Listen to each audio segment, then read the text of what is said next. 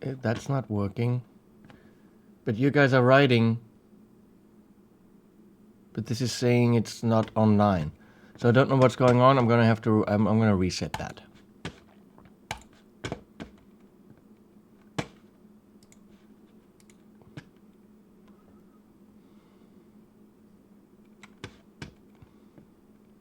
Here, now it's saying I'm online. And you people are watching for reasons that I don't understand. Oh, this is wrong. This should say this. That should be the title of this whole thing.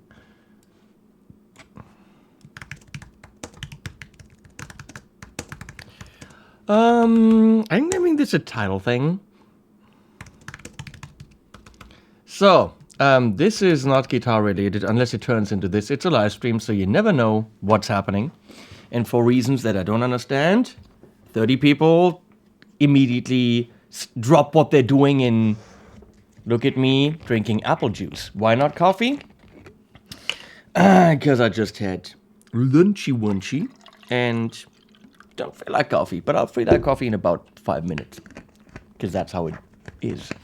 So, do you like Johnny Cash? Actually, I haven't heard a lot of Johnny Cash. What I've heard is from movies and whatever, and that's, you know, that's cool stuff. The Aussie people are here. The super fun, awesome Happy Time Pedal Show. Can you say that with one breath? The super fun, awesome Happy Time Pedal Show. You should subscribe to those people because it's super fun and awesome Happy Time Pedal Show. 2 days in a row, cool. Dude, the stuff is here. The cameras are on. You know, where's my switcher? The camera's on. It's just a matter of me pushing buttons. There's nothing here right now. And as long as people are watching, why not turn them on? Might be the wrong thing to do. I don't know. I don't know social media stuff. So this is not about guitar pedals, unless you want to hang out and watch me do more demos, which I have to do. I got 1, 2, 3, 4 more guitar products. And, no, actually 6. And 3 bass products. And then an acoustic guitar thing that I have to do. So, if you're into that, you're welcome to hang out.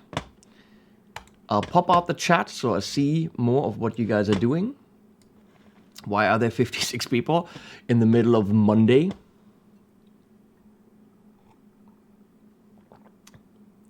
Oh, Carmen says, "'Cause we love you, Henning." That is nice, Carmen.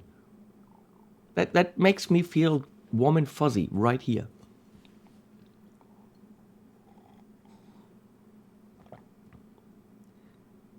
Hosenpupsi says, Abitur is over, so it's got nothing to do. Greetings from Marburg. Hey, Hosenpupsi. Why aren't you here switching for me? Dude, you're right around the corner. I gotta be my own switch bitch. Leslie's working. So, this hopefully is a video that turns out well.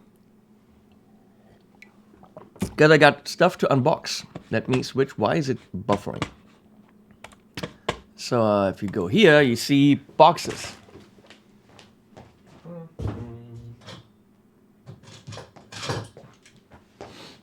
So I'm going to kick this down. Hopefully this is what I hope it is. Track Back Limited, Broadway, United Kingdom. As you know, my mobile camera gear got stolen, and I'm literally down 7,500 euro. It had high-end wireless mics in it, and SD cards worth $600, and other mics and wireless things, and my Sennheiser 609 and Triad Orbit stuff. Most importantly, a 3,000 euro camera, which I had just bought for NAMM. So all that stuff I collected in the last half year in order to be able to finally have a... That's X. Hey, Xy. To finally have a mobile setup that works and that delivers killer footage and is easy to handle and does autofocus well and all that stuff. So, yeah. Hey, Jonathan. This is not guitar porn. What are you talking about? It's porn, isn't it? What? Hey, Robin.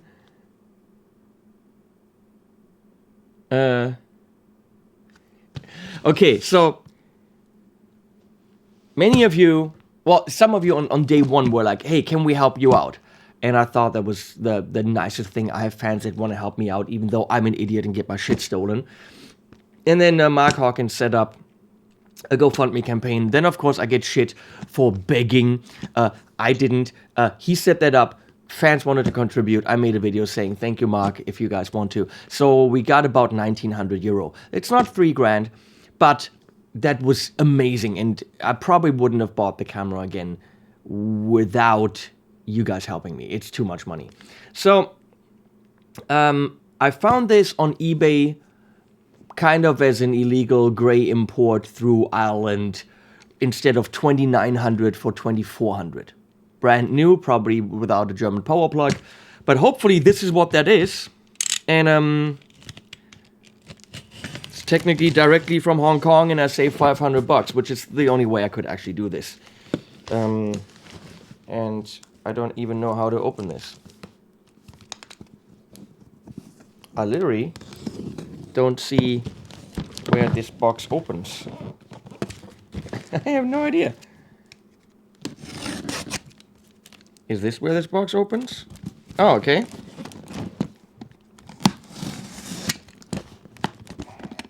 Usually I fast forward all of that when it's a video that, you know, I produced, but this is live. There's no fast forwarding.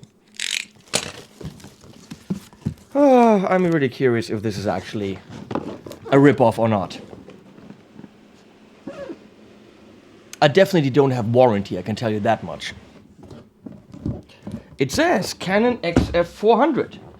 So in that regard, it's already good. This seems to have been opened. What are you guys saying? Watch your fingers. Thank you, Carmen. And he dropped the cam.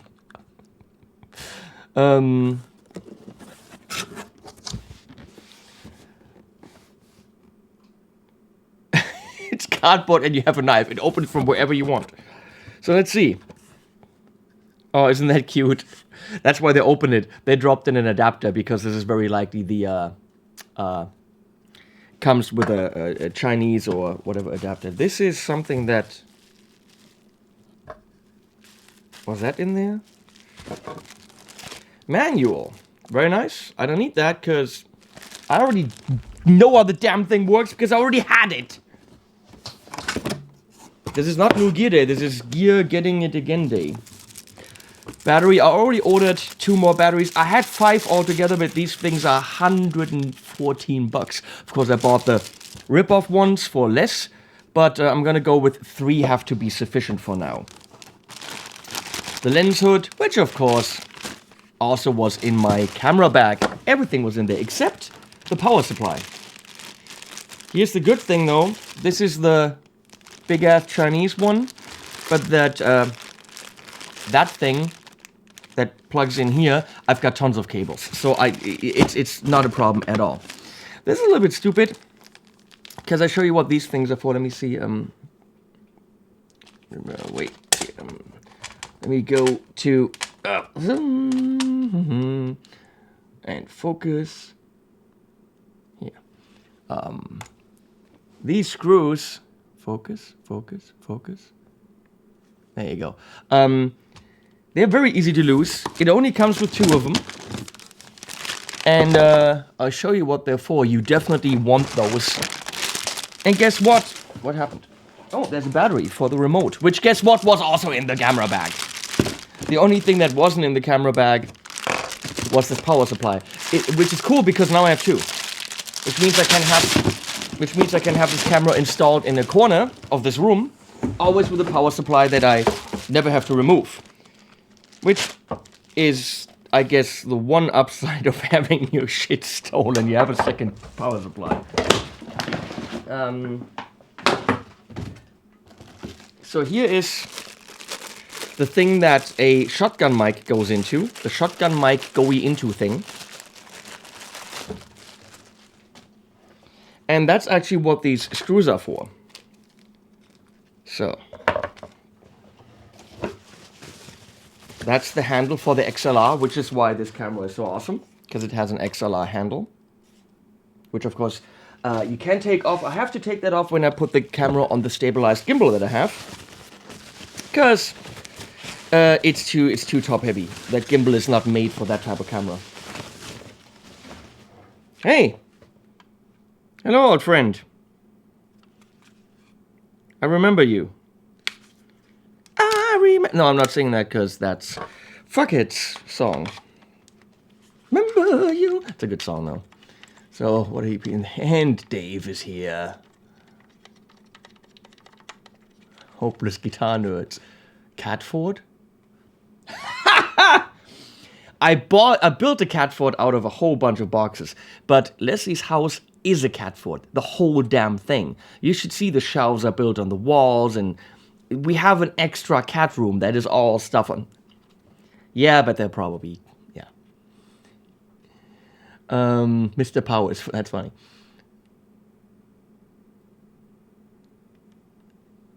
Gold dust. Yeah, I'm pretty sure that if I had to order these again from Canon, they would charge me quite a bit. So what they are for is, you put this thing on here. Can you see that? Here, let's go above. Actually, no. Let's do this. Doink. No, that's wrong. I could actually do no. Here we go. Oh, okay. There you go. So you put this on here, and then that's where your shotgun mic goes, and that's what these screws are for. The only problem is with this attached, it doesn't fit into my camera case. And since it's a mobile setup, I actually have to have those screws in a little baggie, and then I have this on, and then I unscrew it. So that's definitely not the best solution. This should be like a clicking clip or something, because what camera case can hold this? That is very high. Maybe then, see, with guitar stuff, if I make suggestions, companies listen. Canon is never gonna see this. Canon's never gonna listen to me. But having that as a clippy something with a little something, clip something would be good. So, you take this off. It's actually really neat. Clip this on, and now you can open it like this. And the battery looks as if everything's fine. Let's see if it turns on. The other camera had a software problem where the touchscreen would freeze, and I just had to turn the camera back on and off. Maybe this is improved. Yes, Sebastian Bach, that's the fuck it. Well, the camera's not back. It's the new one.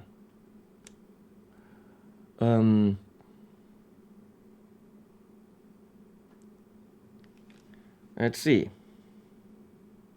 Does not turn on. Would be good if it did, because that's kind of the whole idea of a camera. Now, we're gonna have to see if I bought a dead camera or if it's just the battery.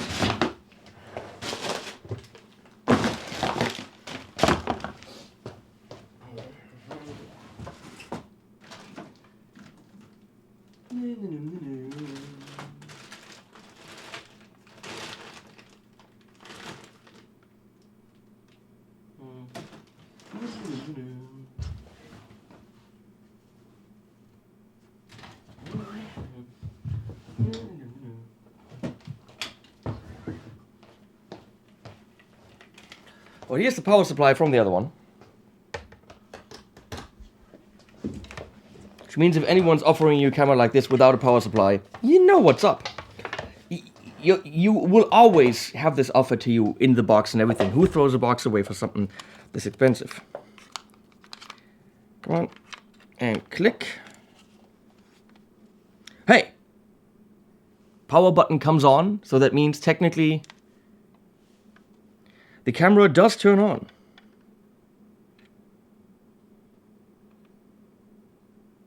And there you go. No memory card. Well, I bought new ones. God damn it. Looks like this already has been on at some point in time, because Otherwise, it would ask me to set the time and date and whatever. Maybe. But hey, it looks like I'm back in business. Let me see. I just want to see what the output settings are, because I might be able to HDI max resolution. There you go. Let's test this right away. I need a cable. I can use that cable.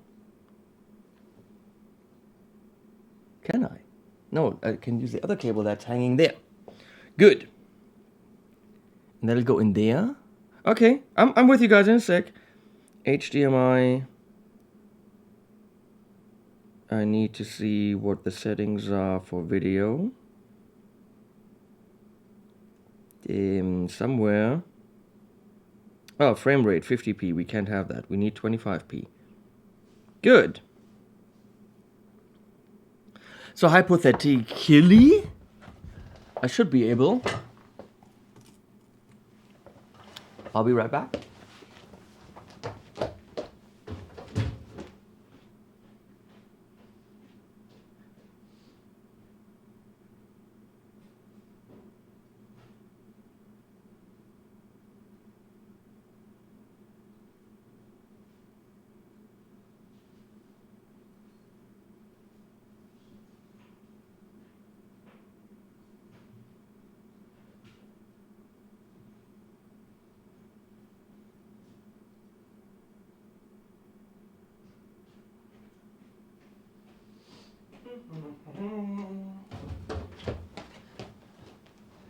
Let's see, so this should be the above angle.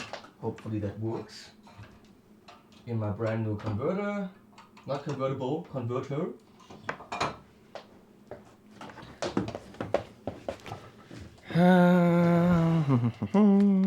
Come here.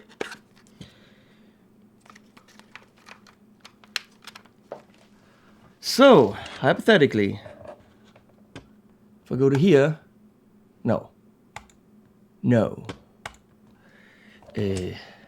Oh, it also needs, yeah, that needs to be plugged in. I'm working on it.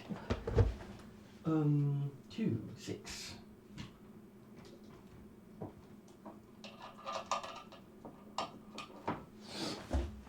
Now let me configure this. There's a lot of stuff lying around here. What is 6? 6 is new 4K. Okay, good. So if I go there, oh! We have achieved camouflage. There's the switcher software. There's my apple juice. Focus.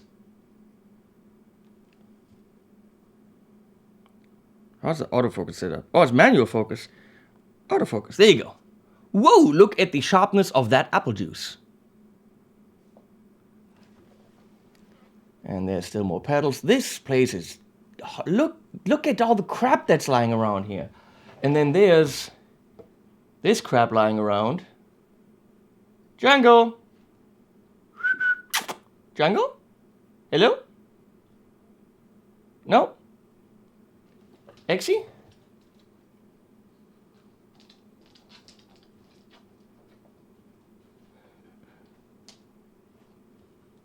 What? Exy what? Exy sit?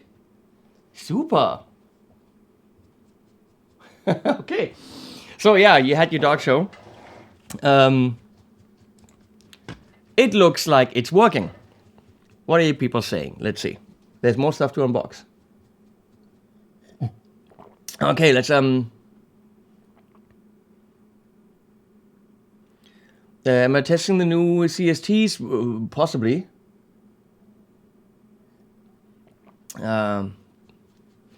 Looks like the camera is working. That's awesome.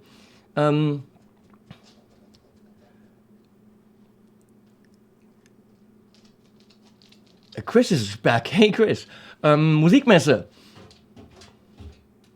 It was the sad electric guitar. Acoustic guitar still was kind of there. When it comes to electric guitar, it was literally the saddest event ever. There was nothing. I mean, my buddies from McMahon were there. Yeah, Joyo was there. My shit got stolen there, which is also one reason why I'm not working with Joyo anymore, by the way. I'm not consulting with them anymore. I'm not doing anything for them. Too much shit went down that I'm not comfortable with. So that's done for now, unless they, you know, change some things internally. Just communication with them is very difficult. We're really not. I mean, we're talking about new products, and we're really not getting shit done because no one in the engineering team is speaking English. Then I took my personal guitars there, and they weren't treated with respect. So I did get quite a nice paycheck from them monthly. Not to say good stuff about their product. I'll say good stuff when it's good. But to help with new product development, and they just lately didn't really care. So why work with them? So that's what happened in Frankfurt. But yeah, I mean, it was totally sad. And next year, in terms of electric guitar, there is going to be absolutely nothing. La Burga was there. They had a tiny little booth. And I've played La Burga amp for years. I recorded with one. It's on sale now because I have a lot of other amps. But that's a good amp if you want to go to Reverb, the Alligator. That's a steal. And if you want to hear it in recordings, I can send you files. So the point is, yeah, Frankfurt was absolutely sad. The show's dead. When it comes to electric guitar, none of these brands will be back next year, and rightfully so. Anyone who went there and didn't read what brands were there before got ripped off. The thing that they did, which is absolutely horrible, I have to say, Musikproduktiv was there, and they had 8 AMPETE switches.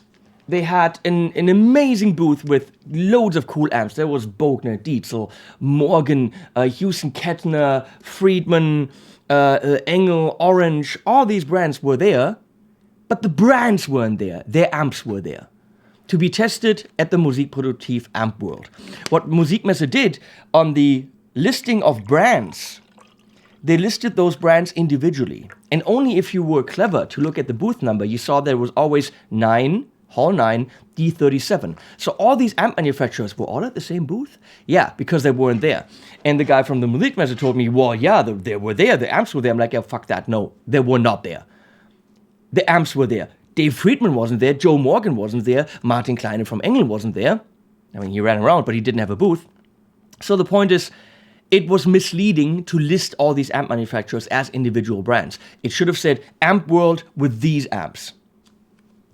And then their listing of brands would have looked very, very sad. So it absolutely was misleading.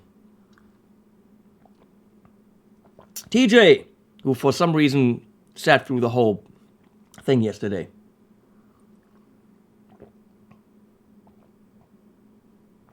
Jerky. Oh, I love the guys from Joe. They're my friends. They're the boss, Jack and Terry. They're my friends. But we worked on a whole new series of pedals, and they absolutely did zero of what I suggested. They go to the trade show. They present them badly. They're saying, the Clones isn't selling in Europe. What can you do? I'm like, well, first of all, don't show it along cheap products at the trade. At the whole presentation, they don't know how to do. And I've suggested for years, let's work on new PXL series. And it's like pulling teeth. It's very, very slow. If we had a guitar player in the engineering team with fluent English, it would be different. But I can't go through the secretary, who's so nice, Michelle is so nice, but explain to her what I'm imagining. Hey, Bruno, what's up? Hello? What's up? Yes? This is apple juice. Bye-bye. So I can't go to Michelle and explain to her technical things that I want on pedals, justify it to her so she can translate it, justify it to Jack, and then them not being able to communicate that to the engineering team, who very likely doesn't really play a lot of guitar or speak English. It's too complicated. Once things change there, I can work with them again. Also, not having insurance for a booth where my shit got stolen pissed me off. So, let's see what you guys have to say, and then we unbox the thing that I'm really excited about. The camera, yeah, that's nice. I'm happy it's back. I actually really am, even though it cost me money. But I'm happy I have that back because it's such a cool thing to just take this and, be able to plug in XLR. It does great autofocus and lighting. It's a lot, damn it. It's a lot easier than using any of the cameras that are filming me right now, because check this out.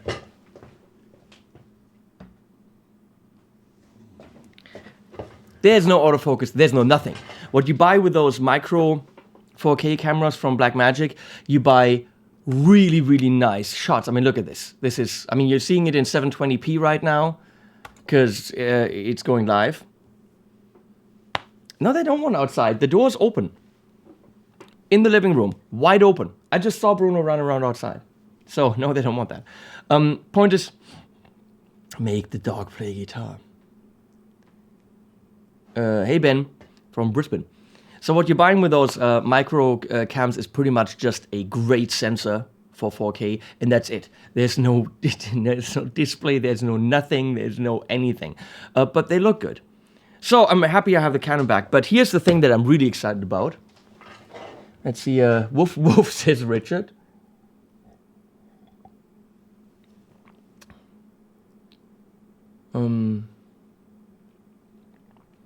Hey Matt, you can love the Joyo products you own. They're great. There's some amazing products. The Dual Clones, the Beale Street, the band amps, the Series 1 pedals are great. The Iron Man pedals, a lot of those are pretty damn killer. For the money, for the size, the Quattro is probably the delay I would suggest under $100. 4 modes and all of them great. They have some killer products.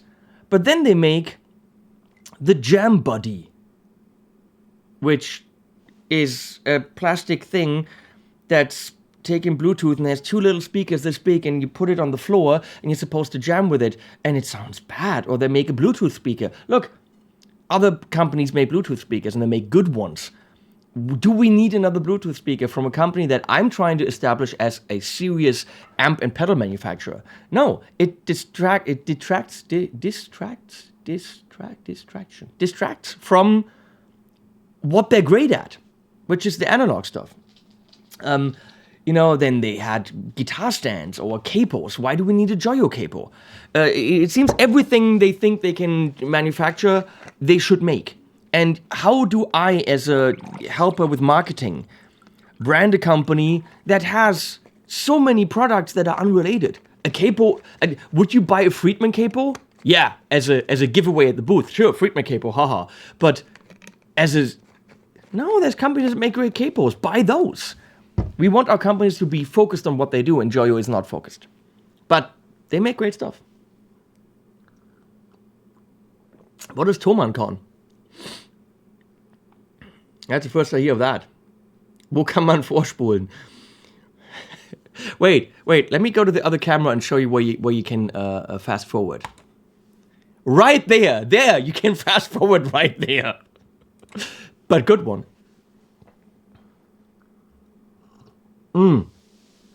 What was my first live gig? That was the music school that I went to. I played in their cover band, probably 6 months after I started playing guitar. And we played like Bon Jovi and like Judas Priest and 80s stuff, and I played it badly. And it was like a live gig for the parents, pretty much at like a music school. There was like, the harp girl and the piano recital, and then the band came on stage and then everyone left.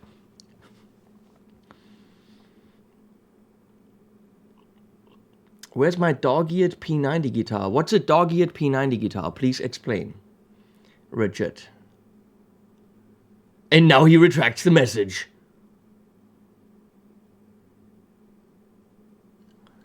Hey from Thailand. Hey Ed. Let me read some things here.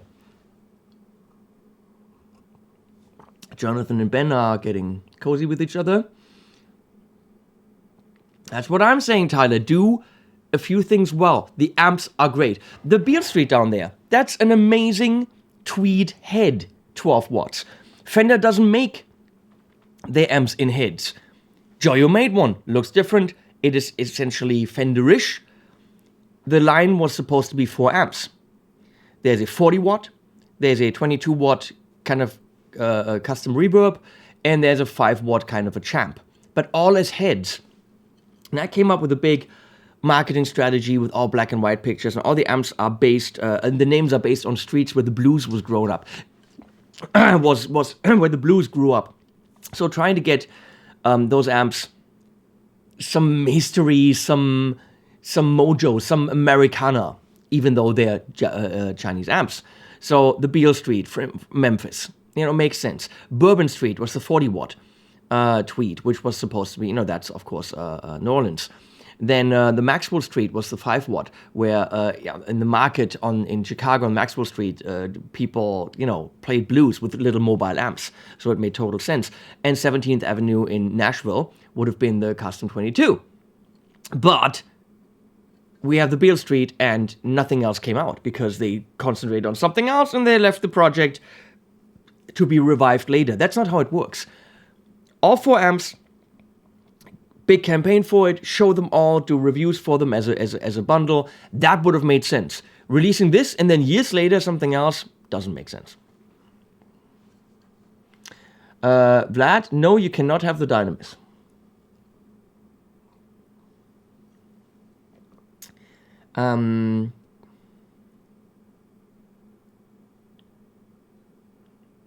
Thomann Con, too funny. But seriously, if they're stepping up to help you, I'll place my next order there. You should place your next order there anyway, because they're seriously good people. And I'm not saying that because I do videos for them. I do videos for them because they're good people. When I go down there, I don't stay in a hotel. I sleep in the basement of the content manager because we're buddies. Or on an air mattress of the social media guy. They could totally, pay for the hotel, but we're friends. So it makes a big difference working with friends. So place your order there anyway. Unrelated of any Thomann Con, whatever you're talking about. I have no idea what you're talking about. Enjoy your beer cozies. The tabs on some P90s are dog ears. Oh, okay. I don't think I have one like that.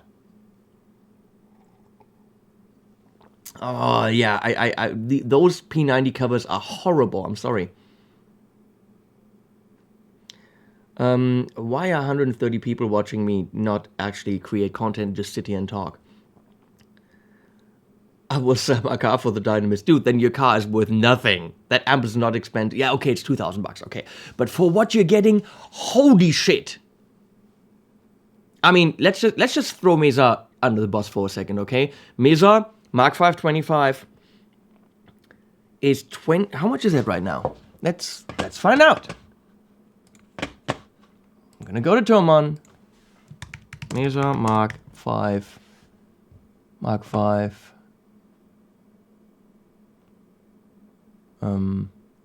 Mark 5. 25. Here. Okay, it's 2,100 euro. And for 100 euro less, you get a Dynamis. Well, yeah, the Mark 525 is, it has the EQ, and it is a Mesa, so the second channel will sound like Mesa. Dense, not very defined. But have you heard the Dynamis? It has a seriously programmable footboard. It has a reverb. Well, the Mesa has a reverb. The Mesa also has a fan that you can't turn off and that bugs the living crap out of you when it's in the studio. It's a good amp. The Mark 525 is a good amp. Don't get me wrong. But if I had the choice, Dynamis all the way. I don't know why Vlad's talking about polar bears now. Why does the Dynamis look so boring? I don't think it looks boring. Plus, you get it in any color you want.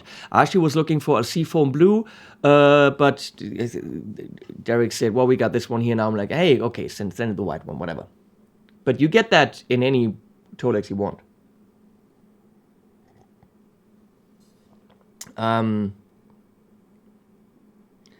What's the best analog preamp in a pedal?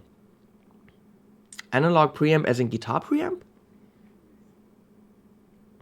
Hey Daniel, what are we talking about? Thomann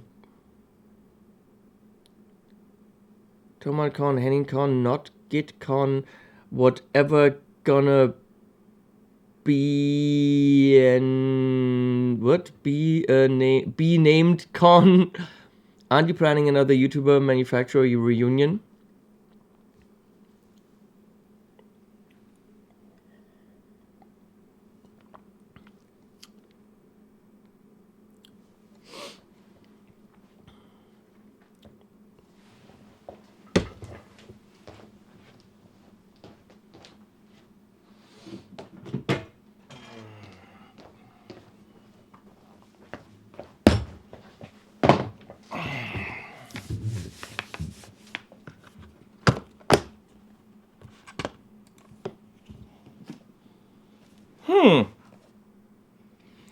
Why'd I get a new case for all my lenses? Look at all those lenses. Got a new camera cage. Why do I need a new case for all my lenses? He asked.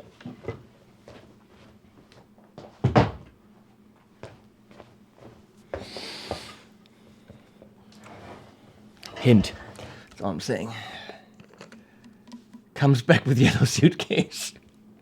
So,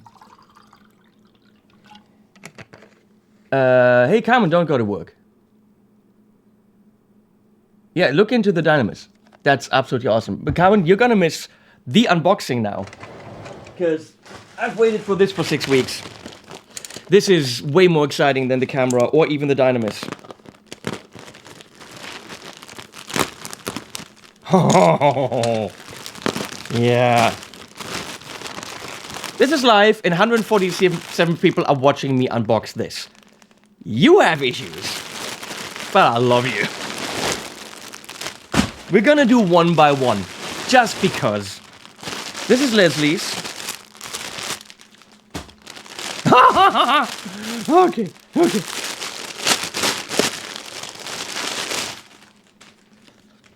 I need my trash.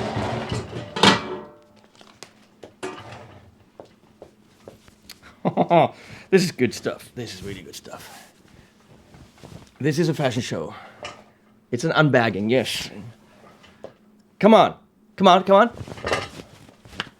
Oh, how good is this?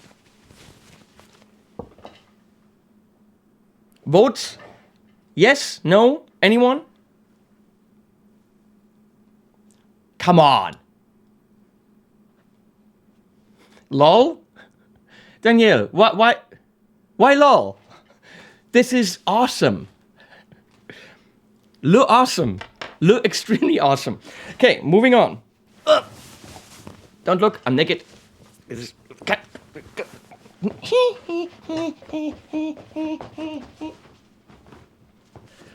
So, that's a good one. What is this? I don't even remember what I ordered.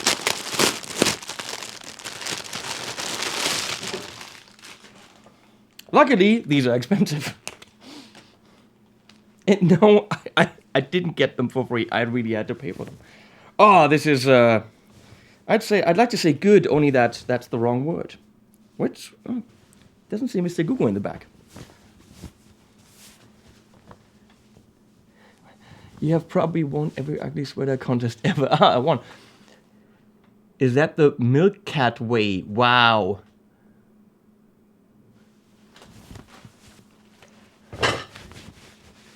Come on. This is actually not horrible. I mean, it's pink purple. But that's more on the almost cool, not lame side. See? This is actually cool. That made the fugly cat shirt look pretty. Awesome. There's more. I gotta take this off.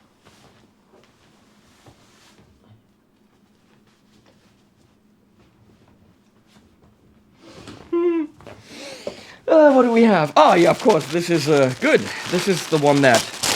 The sad thing is I actually wear these in public now, and Leslie is... Let's say Leslie's not amused. She said she loves me despite the fact that I actually wear these sweaters now. So no, this is actually not just for your amusement. I actually wear these out of the house. So how about this one? Now I want gummy bears. This is awesome. Look at the three-dimensionality of it. Unicat is still the best. Unicat are the one with the crazy purple psychedelic cat. That one just is. Who would frickin' buy that? Yes, it matches my corduroys. I'm wearing brown corduroys like an old teacher. I wear all of them out of the house. That is cute, Dave. Bitte noch eine blonde Lockenperücke. I don't have a wig. Okay, there's 3 more. Come on.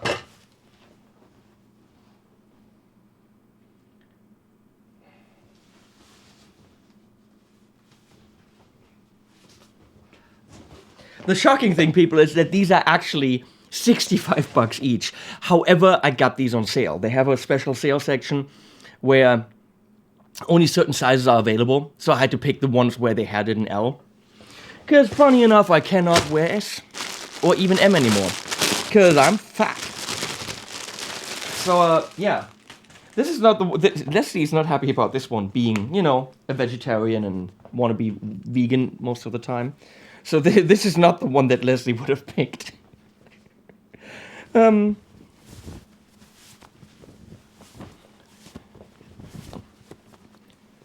this seems to be XL or something.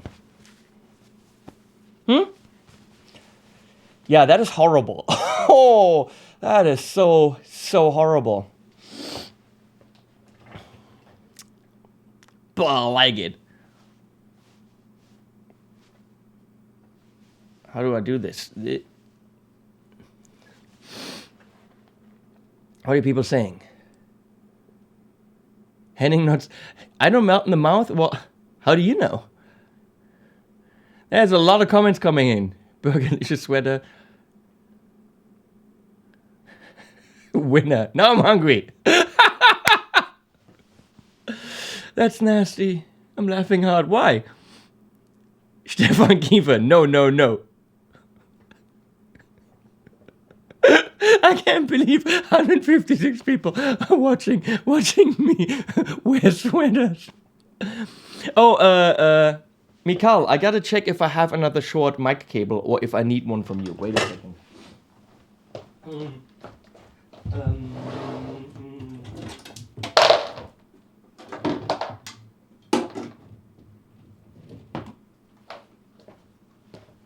I'm good. And that's why I ordered 2. Because this was in the. Let me show you. This was in the camera case that was stolen. Mikhail from Hendrix Cables made this for me custom for a very, very low price. Because he's awesome. These are pretty. What are these? Neutrik plugs and a super nice with a braided thing around cable. Made custom length, and the cable is nice and flexible and relatively thin. Because when you have this camera and you have a mic up here and a cable that goes in here, then you need a short cable, and the only short cables you can actually buy stock are really bad. I bought 3 of them and they broke after a while. The thing is, you find out that they break once you don't have audio on your recording. So I needed something high-end. And Mikhail made these. Made 2 of them that are a little bit longer. Let me show youose. That I have on the room mics when I do videos. I also need to plug in my mouse.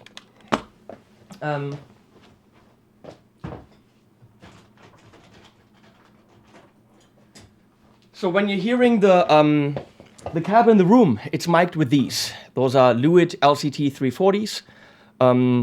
Beautiful small condenser mics, and I have that with this clamp from Triad Orbit up there on the desk right above the Apollo Twin. And so these cables are actually long enough to go straight into the Apollo Twin that's sitting underneath. Same thing, nice braided plastic shielding around it. It's not shielding, it's plasticky, whatever. But these are really nice cables, Nordic plugs.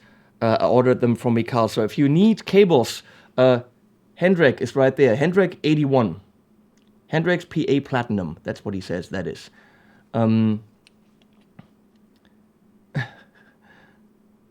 Eli or Eli, you have to make money? Yeah, we all do. So if you guys need custom-made cables, guitar cables too, the one I'm using here should be one of his as well. Let me see.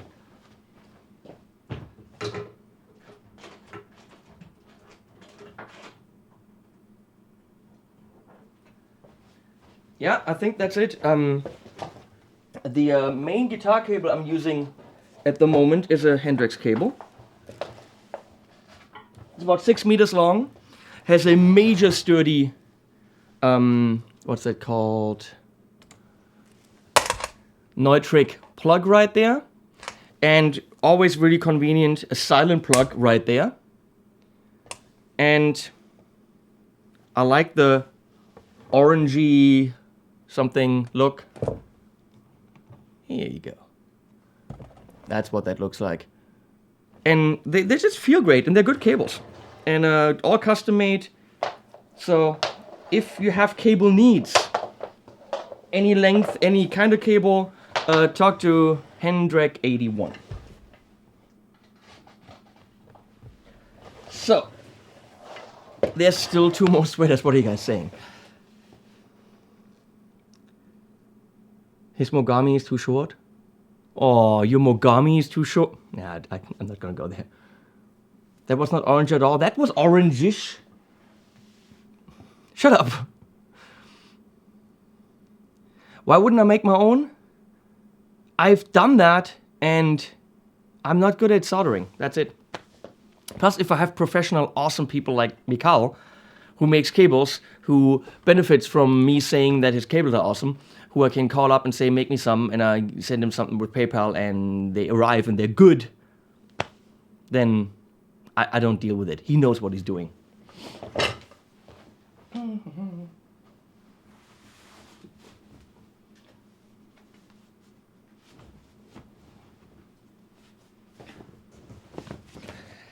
I'll save the best for last. Saving the best for last. That is, save the best for last.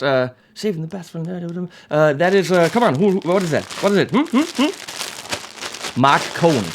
How awesome is Mark Cohn? Any Mark Cohn fans here? Which patch cable am I using? On the table right now are 3 different brands. They are Rockboard flat patch cables, which are okay for the price, no question about it. Then I've got this, which is a solderless version from Moen. Yep, from China. They're pretty good, easy to assemble, but they don't fit in all pedals. Sometimes they just don't fit in. And obviously the super high-end version is this. They are these solderless why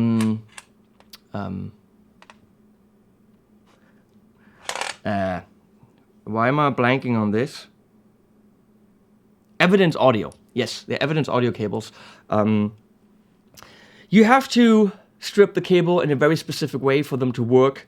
When you assemble a lot of them, it will hurt your hands. And as you can see, these cables are not flexible. They are kind of stay in a position.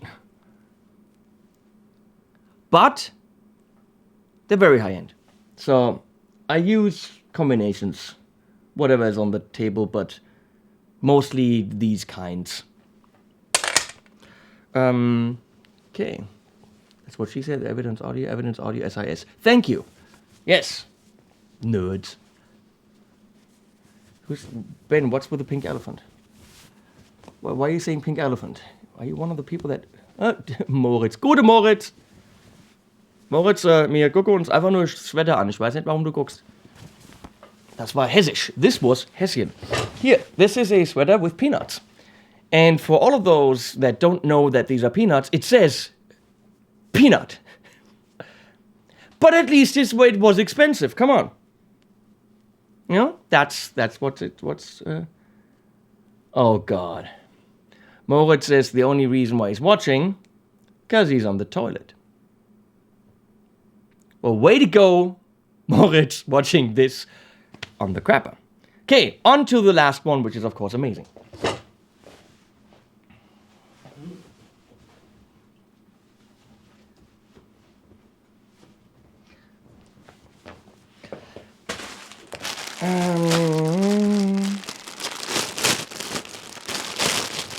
Oh yeah, I can already see that this is going to be a fan favorite and mine, unless he will never leave the house with me again.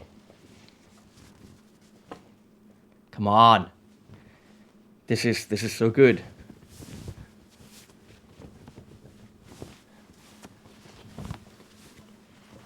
Oh, this is gives you cancer in the eye. Come on, how good is this? It's an elephant that's pink on a pink sweater.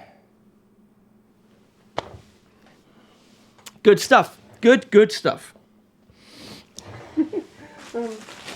I wonder if this is tax deductible. Probably not, huh?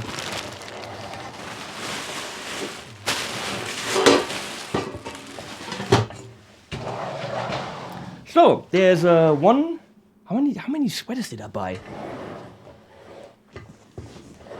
Let's see. There's the beautiful David Bowie-ish one. There's, of course, the amazing cat one. Come on, how good is this? 2. And then the peanuts, 3. Oh my God, I bought 6. This one's thicker. 4. And 5 with the bears. And I bought 6 new sweaters from Mr. Gugu. Now I have 18? Something like that. I think it's about time to stop buying sweaters from Mr. Gugu. That's what I think is time. Okay. Now the big question. 157 people out there. The burger is the best one, okay? Hey, Hannah, did I miss the penis joke? Which one? No, we're just looking at sweaters. By the way, the LSL is still there. The tally went out today to Sweden. So, Hannah, the Sadikoi is still yours if you want it. Can go to Finland. They should make this one in the pants version. What, this one? Have I ever done LSD? No. What studio monitors would I recommend? What price range?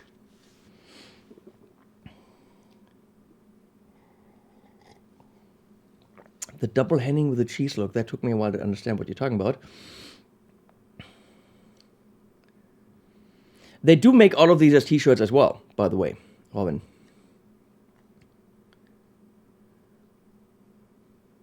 We don't want these works of art to shrink. You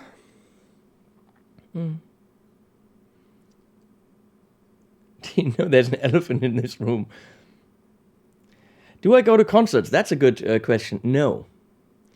I'm an old fart that likes to stay at home.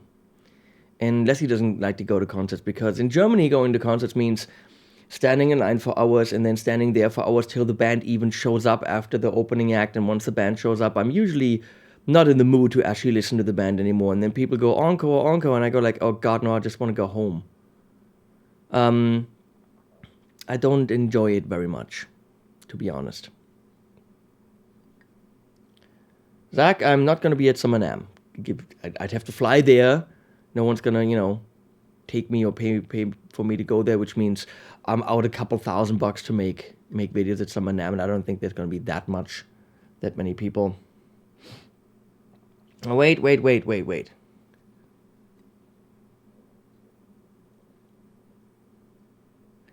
Hannah, it's good. If you're saying you want it, it's yours. Don't worry. Whenever. You're my buddy. It's all good. Okay, so Vlad is saying for Carl CM. Wait, where's Ed Riley? Where's Riley? Under 1,000.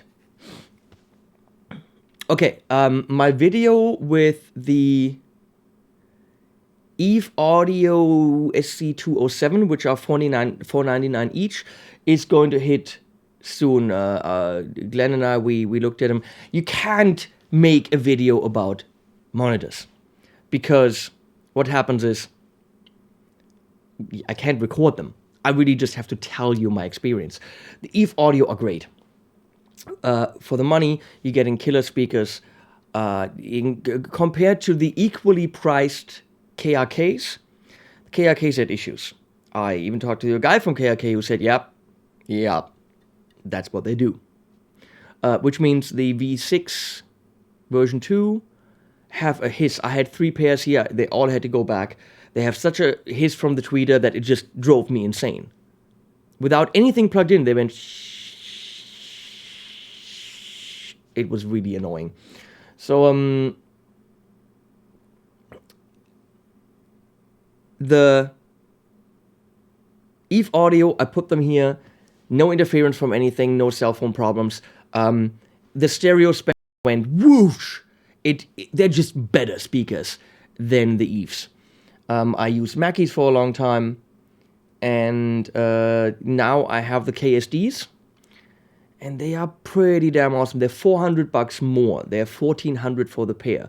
But everyone that sat here, including Glenn and Thomas Blug, and everyone's like, dude, where's the subwoofer? And oh my god, and the stereo spectrum. They are a step up from the Eves. They are also $400 up from the Eves.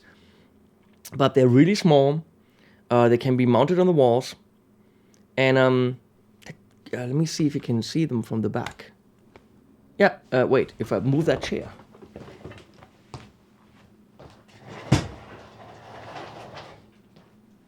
So you can see they're mounted on the walls, right there. And the tweeter is in the middle of the something, I don't know what it's called. But they are damn good. So I would go for Eve Audio. The cheapest ones that KSD has are those at $1,400 for the pair.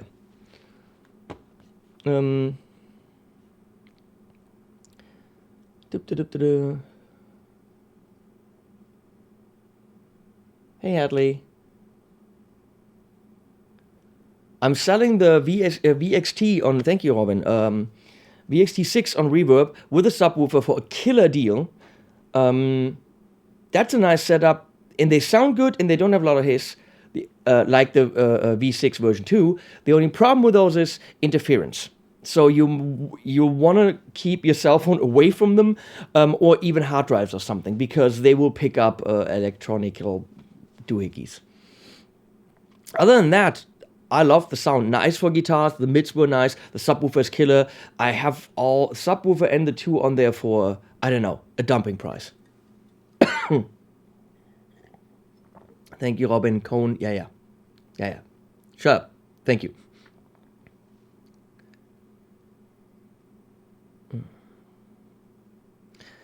Yeah, I'm on Harley Benton. I would love more instruments without trems.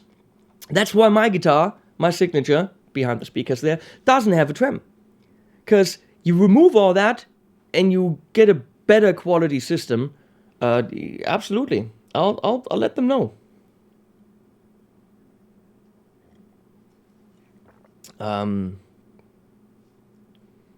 What would you recommend for a good budget master keyboard?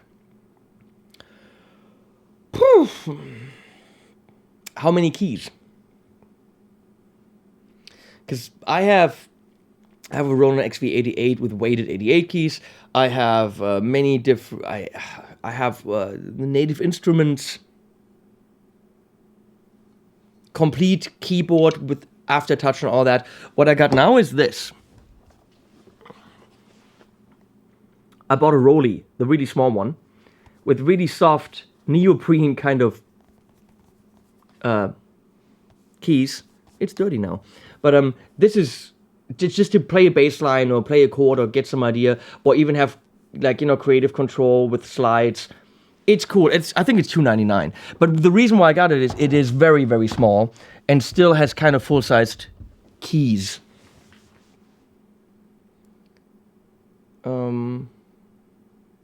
Hey, Brian, no apologizing. You join whenever you want to join. See? The shirt's growing on you. Roadie, no, dude, I wouldn't spend a lot of money on a watch. I have this stupid Apple Watch, which is completely pointless, and that's already way too much money. The Roadie's cool.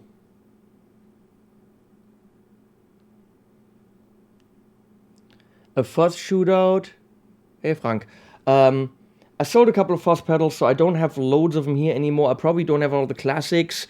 I'm probably the wrong guy for a fuzz shootout, to be honest. So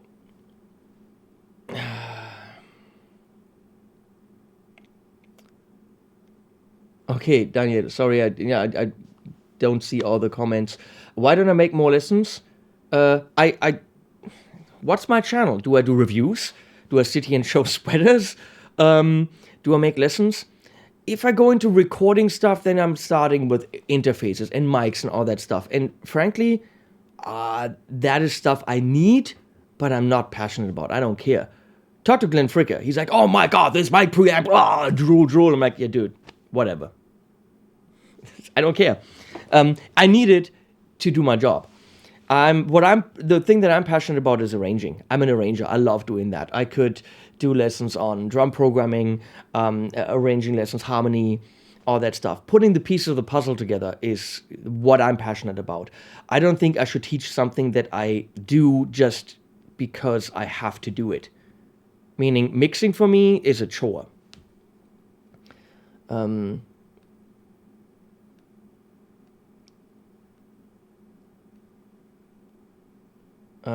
I have not tried the Hagen.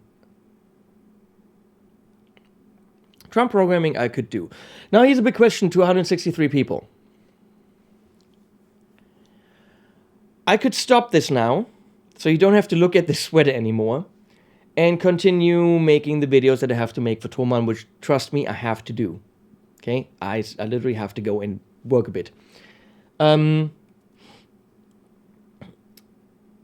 Or I could not stop this, and you guys hang out with me while I do that. But I have to get some shit done. I still have a couple pedals to do. So, you go. Let me know what you want.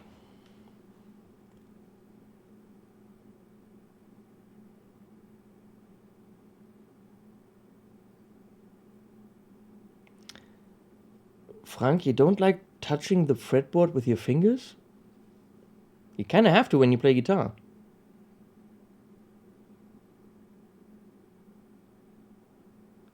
Is there anything on the Ibanez RG550 Genesis that bugs me?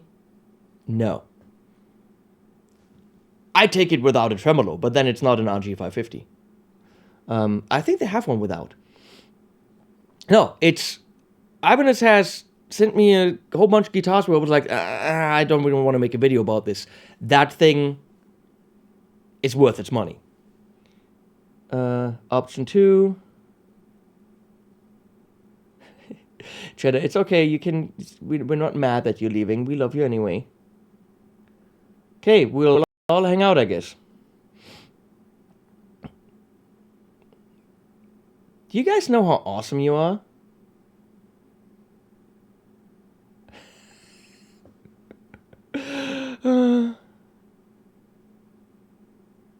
What do I think about multi-scale guitars? I think it makes sense. When you want fast reaction from a low string, that string has to have tautness, meaning having the same scale for the high strings as the super low strings means the low strings are too flabby and simply don't react. If you want the broo sound, that's okay. But if you want the go, then it makes sense to have a multi-scale guitar. Bye, Cheddar. So, Ash, I don't know about the katana. Literally, I don't know. I haven't played one. What I've heard sounds great, but I can't tell you my opinion about something I haven't laid my hands on.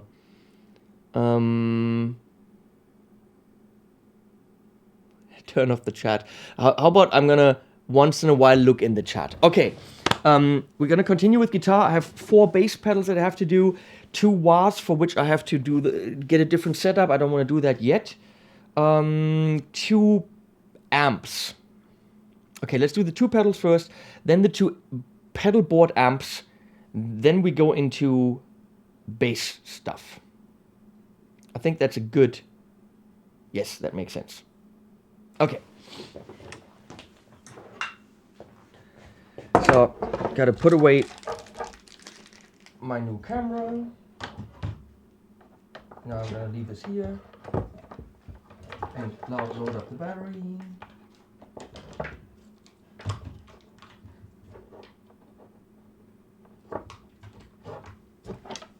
Awesome that the camera is back.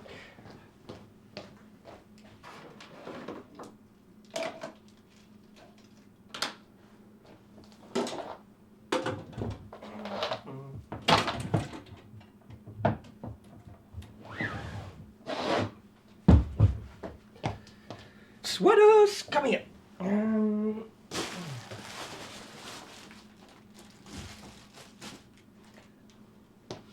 So.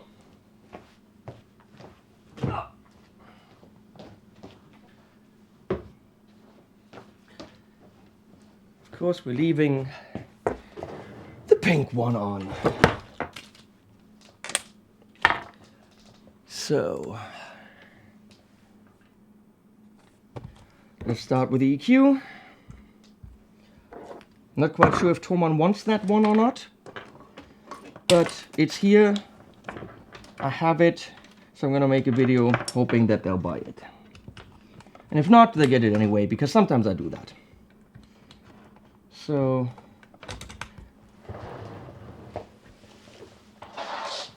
I'm gonna put that in the effects loop, because that's where it makes sense.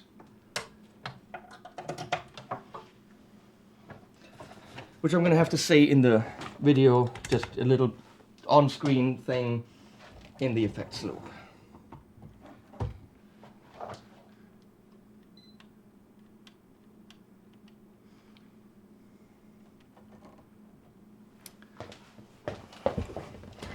Okay, oh, turning an amp on would be good.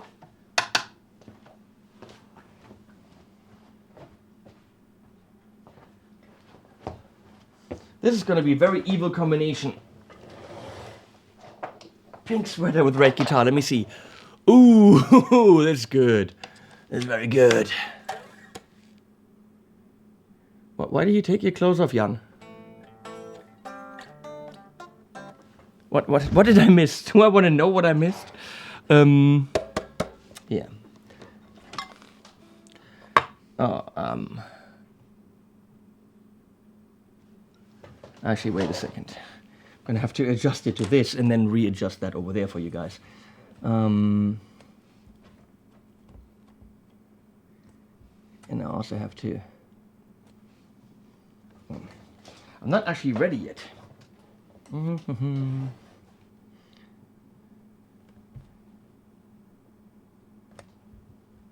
Okay.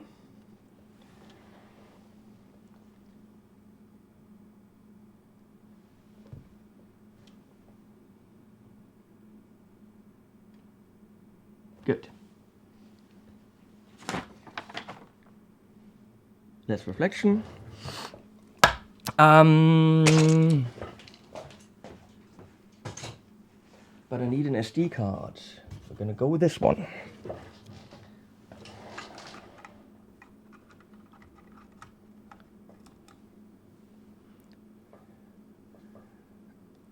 It says ready. Format card. Okay.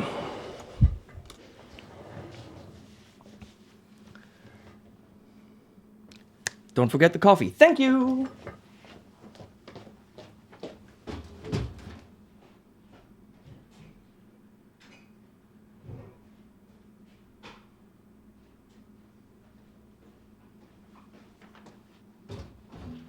Wow, this sweater is problematic. So, card is formatted.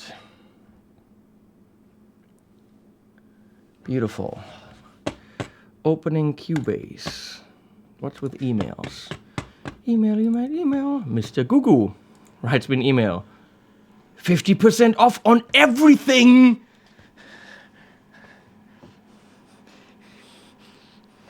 People, 50% off on everything at Mr. Gugu. No, I just got 6 of them. I can't. But I want to. But I can't.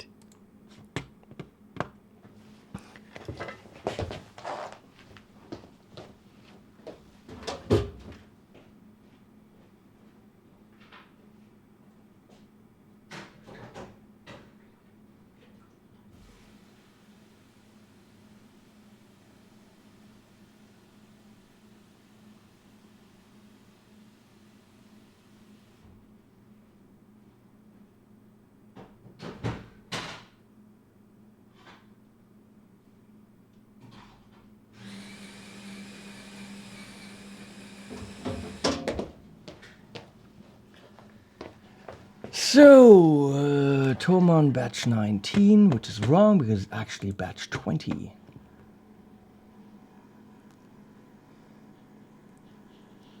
I'm like a walking rainbow. Dude, 50% off.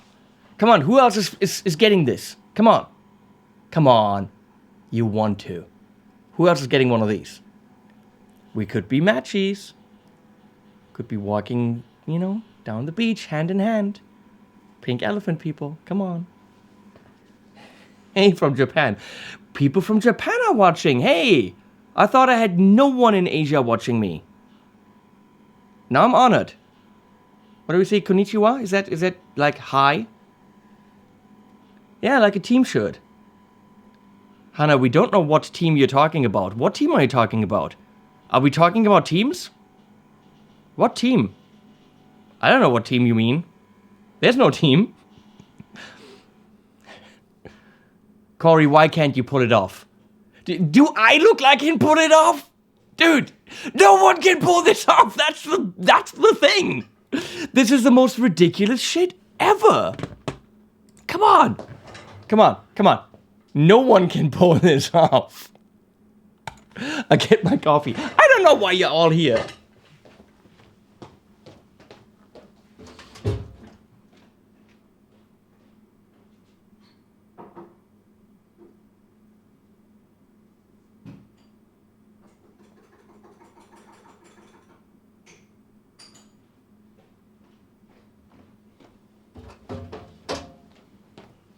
Okay, let's get some work done. I'm so happy when this batch is over. Usually it's 10 pedals. This time it's like 40 something. Yeah, see, the burger shirt's only $32.48 and you want it. Oh, Justin. You love me. Love you too. I don't know. Did it just get weird? Okay, I have coffee. Really what I actually want them to do is on my shirt, I want exactly what's behind me. So I want to move away with the chair. I want this. Take a picture. And then I want them to print that. So that when I'm sitting here, you're actually looking through me. I hope that I can establish a relationship with them so that they'll do that. Because that would be the best sweater ever. The camouflage heading in his amp rack sweater. I think it would be seriously cool. Then again, the stuff that I think is cool isn't necessarily the benchmark for cool.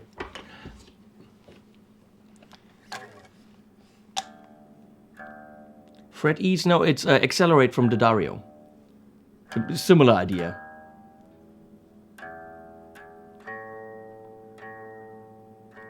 This thing needs no strings. Still has the original strings on it.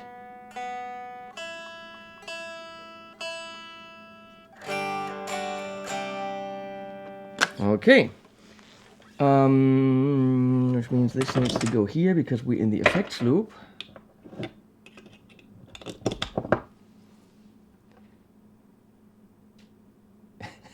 You mean I need Unicat and Pink Elephant Tolex? Dude, I would put that rev in that Tolex in a heartbeat.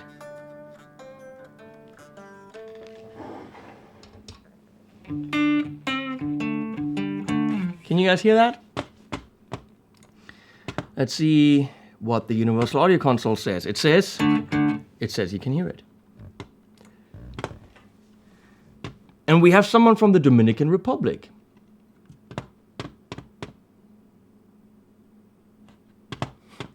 Hey man, how are you doing? So the thing with an EQ for a demo like this is, I can't just turn it on and play. The idea is, how does the EQ change the sound? So I'll always have to play, turn it on, turn it off, so that you see like an A-B. Question is, should we have this in the picture? Probably not. I have to make sure that my hand never goes too far in. That was meh.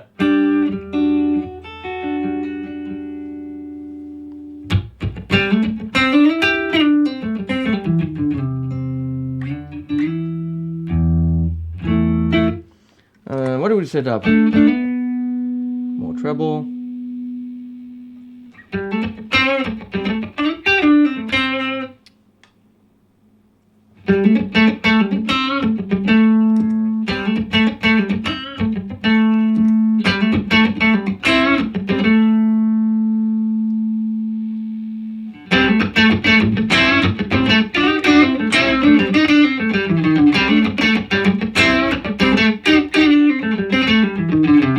Why do we always play A?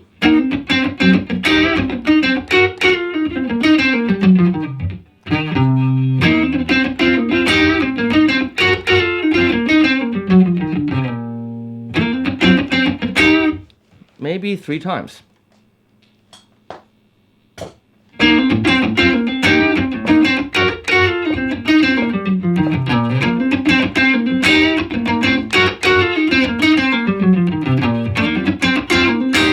How about 3 times in good?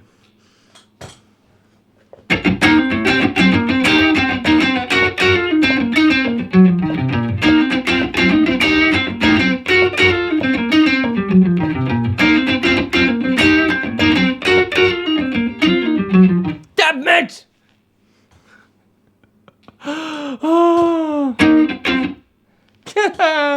Effects loop, yes.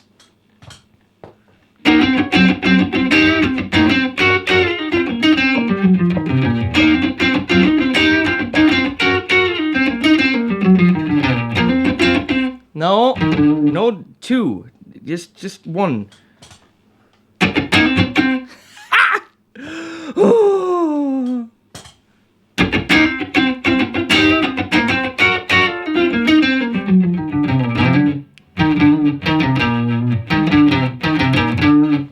How about no D there? No D there, Henning. Henning, no D.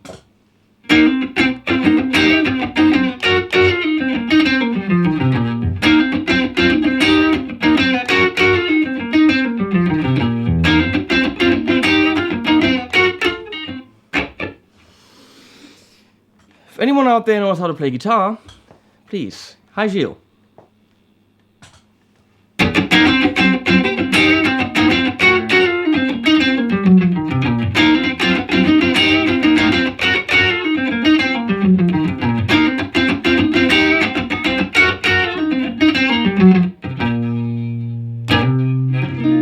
I'll do it again. Do I do it slower? Sure, I could, but I mean, then I'm not pushing myself.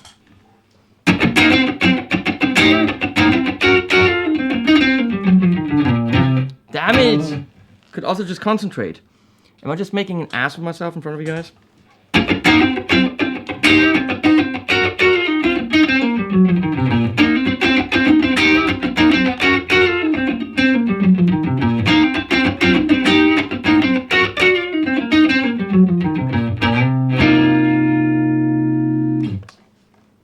I'll take that. Good. Record. Record.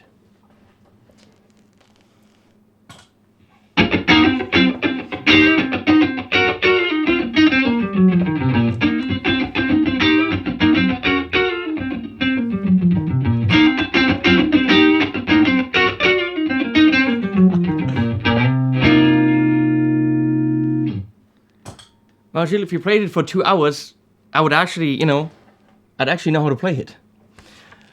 And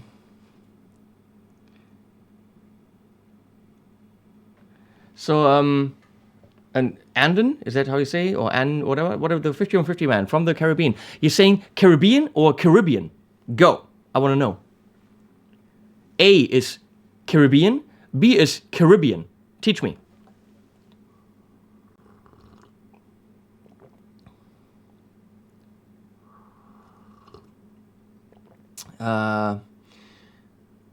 The old man Dan.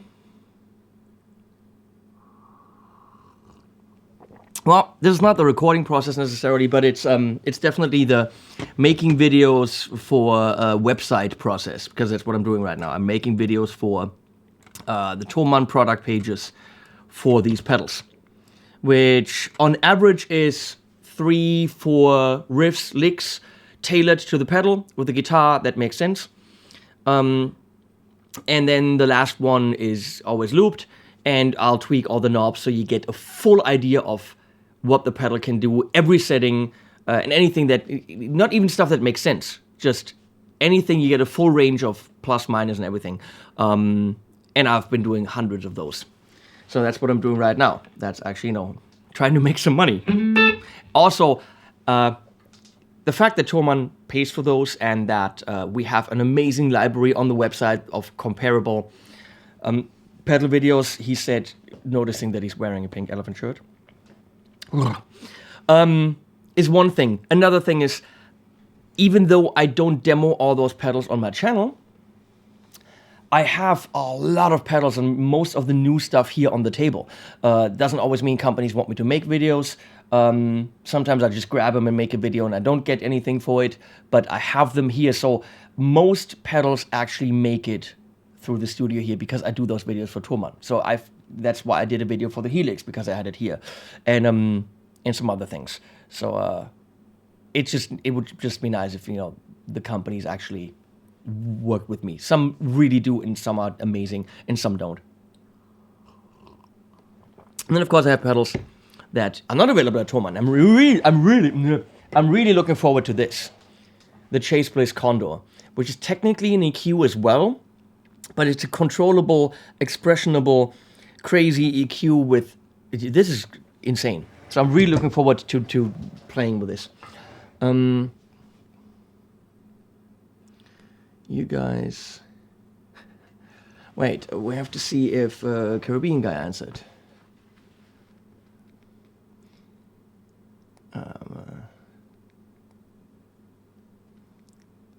That's Andon. Where's Andon? Andon. A, B, I've heard both. Mostly A. So Caribbean. But how do you say it? Dictionary says B. Oh, Mr. Smartass Robin. Dictionary. It's so awesome to make fun of people that can't answer back other than writing. I control you. That's so fun. The thing is, people in the live stream usually are not trolls, which is nice.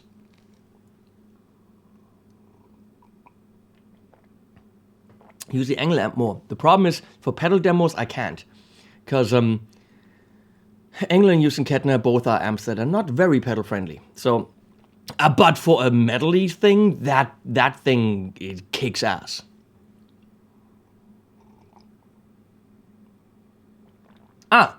So it's Caribbean. Good. Now we know.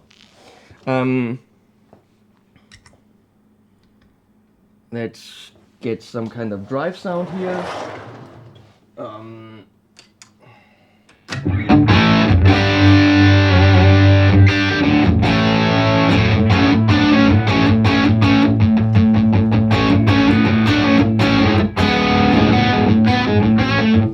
Today the coffee is French vanilla.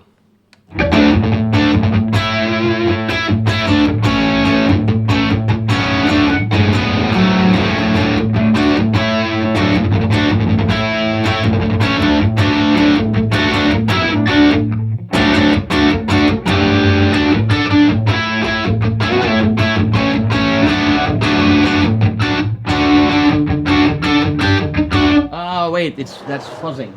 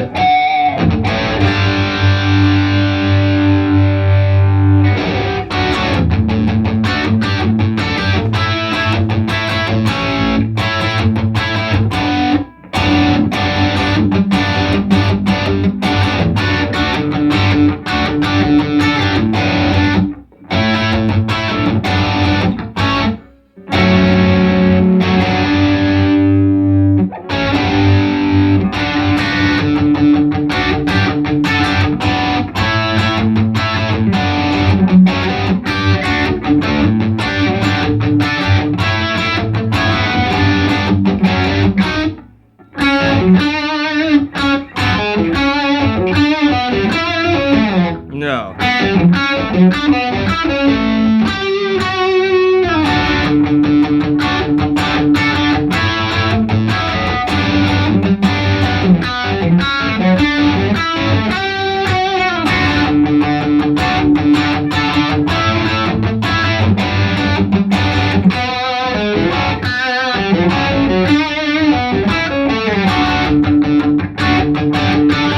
Let's do that. No.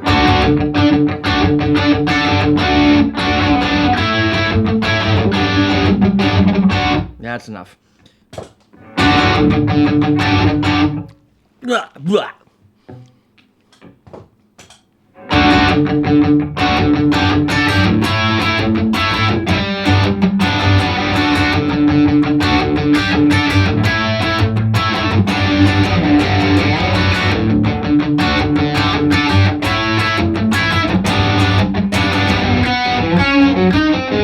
Okay, that was horrible.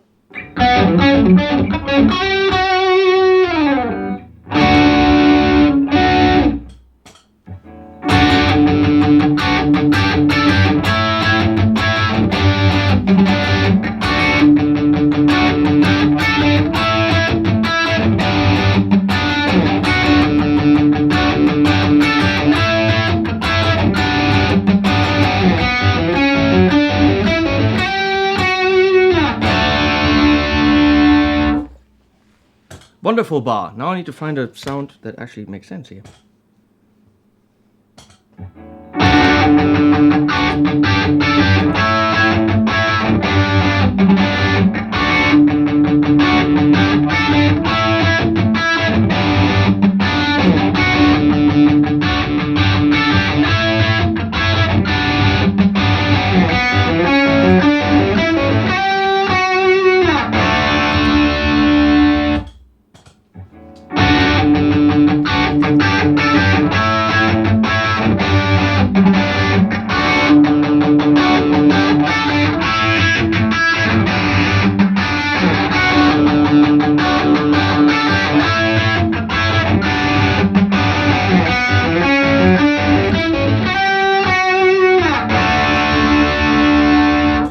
Problem is, if you already have a pretty damn brilliant sound, you don't need an EQ.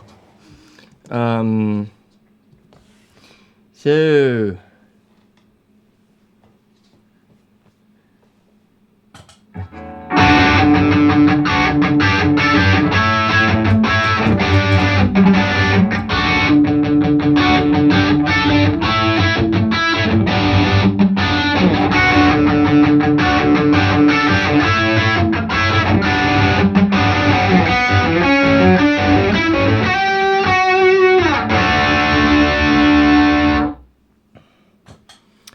thank you, Punker Man, Dead Punker. New to the channel. You've missed a lot. You can go back to about 1600 videos and get a lot of penis jokes. Also some information. Also some misinformation. Because I didn't know shit in the beginning. A lot of bad playing. A lot of fun songs. Some cool guests. We've been through stuff, right, people? Haven't we been through a shit ton together in the last 4 or 5 years? Holy crap. Orange Teleport, huh.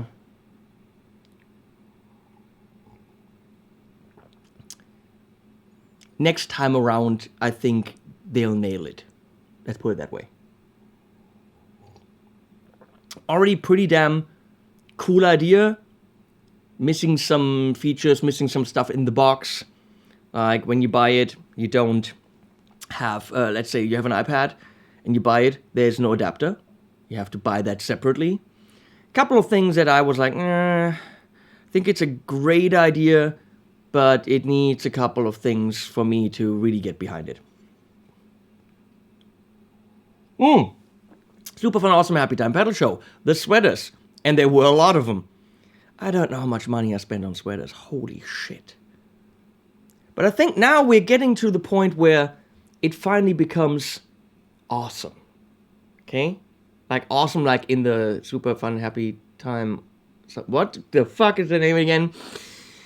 Super fun, awesome, happy time. That kind of awesome, like you guys are awesome. That's...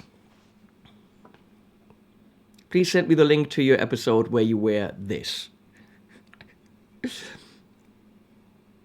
Burning tellies with the farts again. What the fuck is wrong with you? Will you get Mr. Wampler in for a chat? I already chatted with Brian. He's a cool dude. Whatever happened with Phil McKnight was tragic. It was wires crossed. It was communication going downhill. It was Brian backpedaling and supporting the guy who wrote the blog post. It just went downhill from there. Phil is a great guy. Brian is a great guy. Neither of them are assholes. And that's the truth. Vinyl or CD? Well, I'd be happy if CDs were still a thing.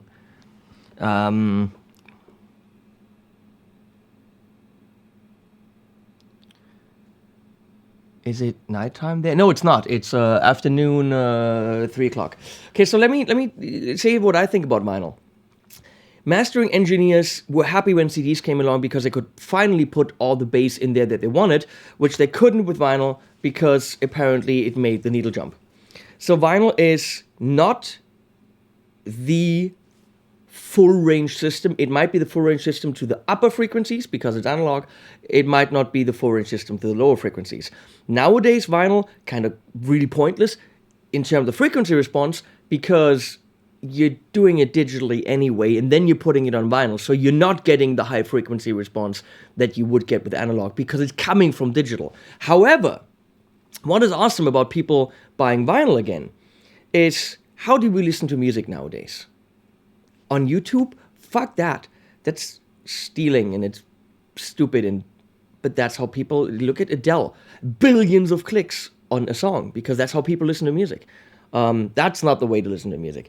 Apple Music and Spotify, you can, okay? But you listen to playlists. You listen to that or that, and you turn it on, you turn it off. You listen to like an internet radio show, which is probably not a bad idea. But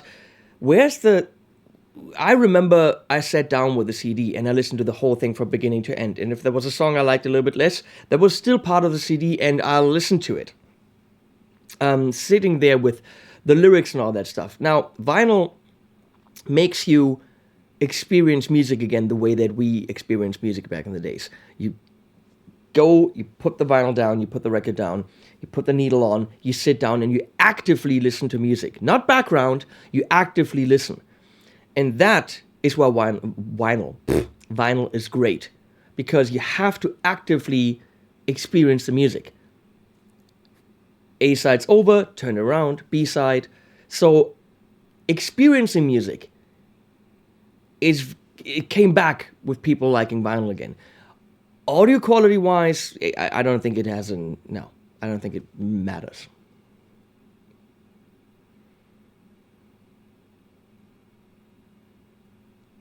Well, if they surpass digital downloads, that is awesome. Because people actively listen to music again, not just with their phone in their pants, coming out of the pocket. Well, Justin B., if you're a fan of vinyl, why? Because of the sound, or because you actively listen to music? Because it forces you to do so. Exactly, old man Dan. You bought an album, and you ended up liking other songs more. Leslie only knows what's on the radio. When she makes a playlist, it's the hits. I'm like, lady, if you like a song from a band and another song from a band, listen to the whole album. I got her Apple Music. I'm highly against streaming services, but for her it makes sense. She can make her playlist. So yeah, I'm paying for Apple Music. Don't tell anyone. This is between us people, okay? I absolutely hate streaming services. So, but she'll make a playlist with, like, you know, the hits. I said, go get the whole album. And I put a whole album of Ed Sheeran on there and some other things. So because there might be gems there that you don't know. And that's, again, what vinyl makes you do. The actively listening part. Thanks, Justin. Burning Tellies, what's with the farting? You have issues.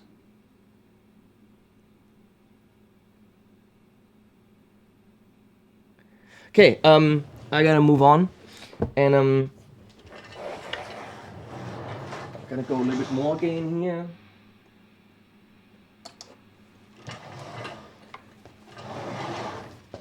And twiddle all the knobs.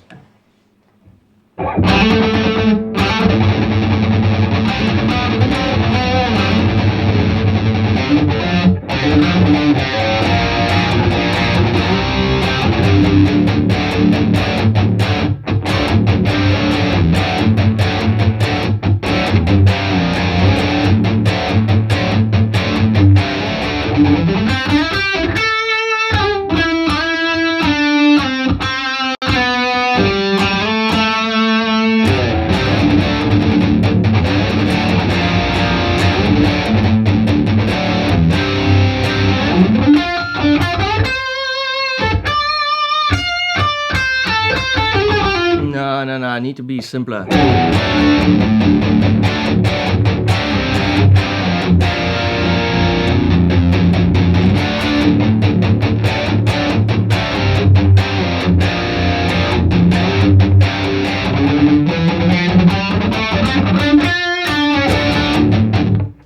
Yeah, that's it.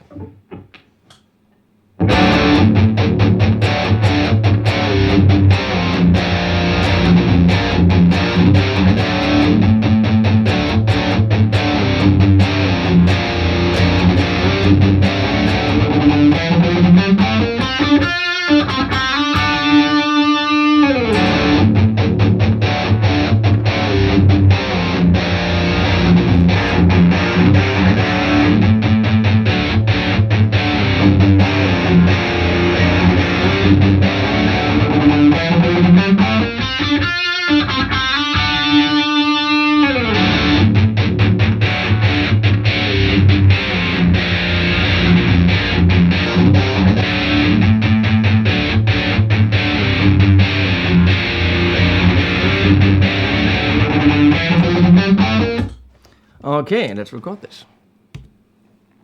Brink! Going!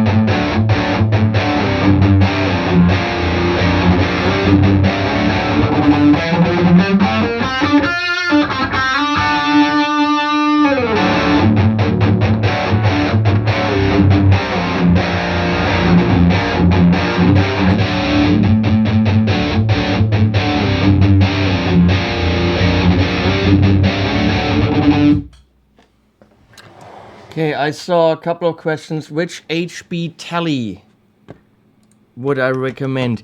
The teles have never flashed me. At least not the ones I had. They're good for the money, there's no question.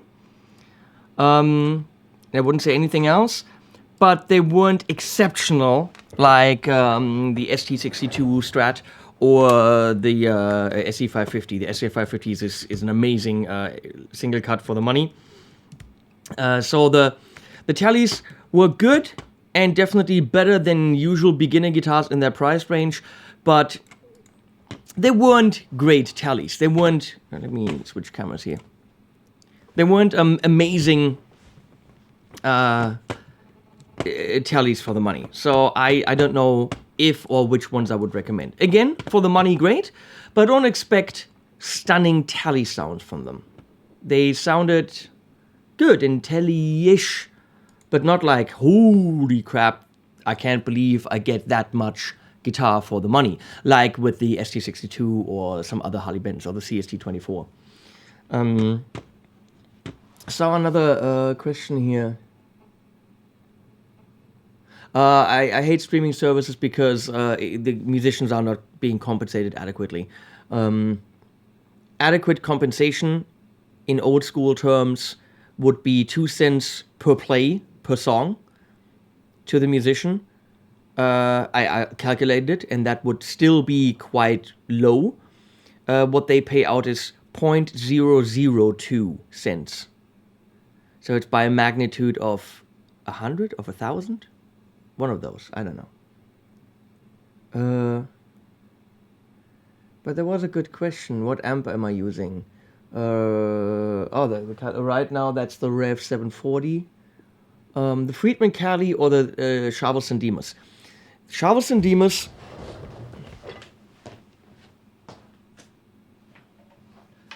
That's $750, whatever, something like this.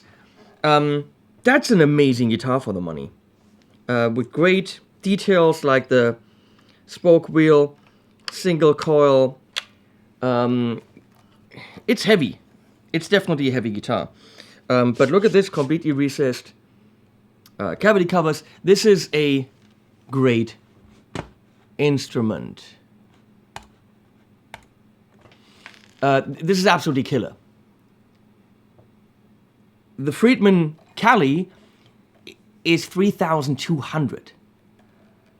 It's a whole different beast. This is a great Strat-style rock machine for money that makes it very easy to recommend.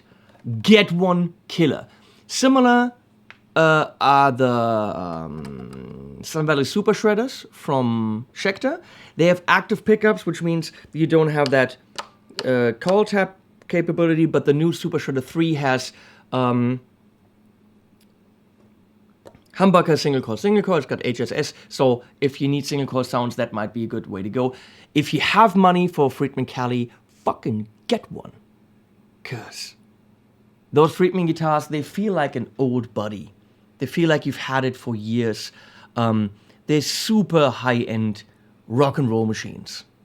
When it comes to vintage sound, I would still go to McMull because duh. But this vintage S I have, it's one of the best guitars I have. It's not one of the most expensive ones I have, but this is an absolutely amazing guitar. This thing here. Also the spoke wheel. I mean, these are made in small quantities. by Grover Jackson's team. And all the aging is beautiful. It's just, these are great, great beat up rock machines. They just feel like you owe them to rock the shit out of them. So if you're looking for a Cali type guitar, and you have the €3,200 or whatever it is in dollars, probably $3,000. Yeah, go for it, dude. Because it's probably as good as one of those types of guitars will get. I don't like Flying V's because I've already answered that the other day. They're great for the stage.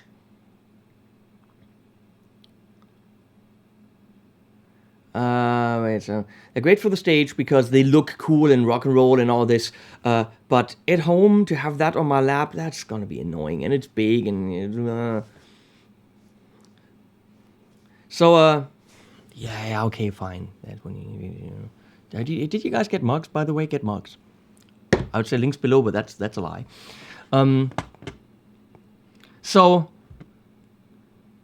Like awesome in French. Exactly, Robin. What was I gonna say? Yeah, they're awesome. That's what I was gonna say.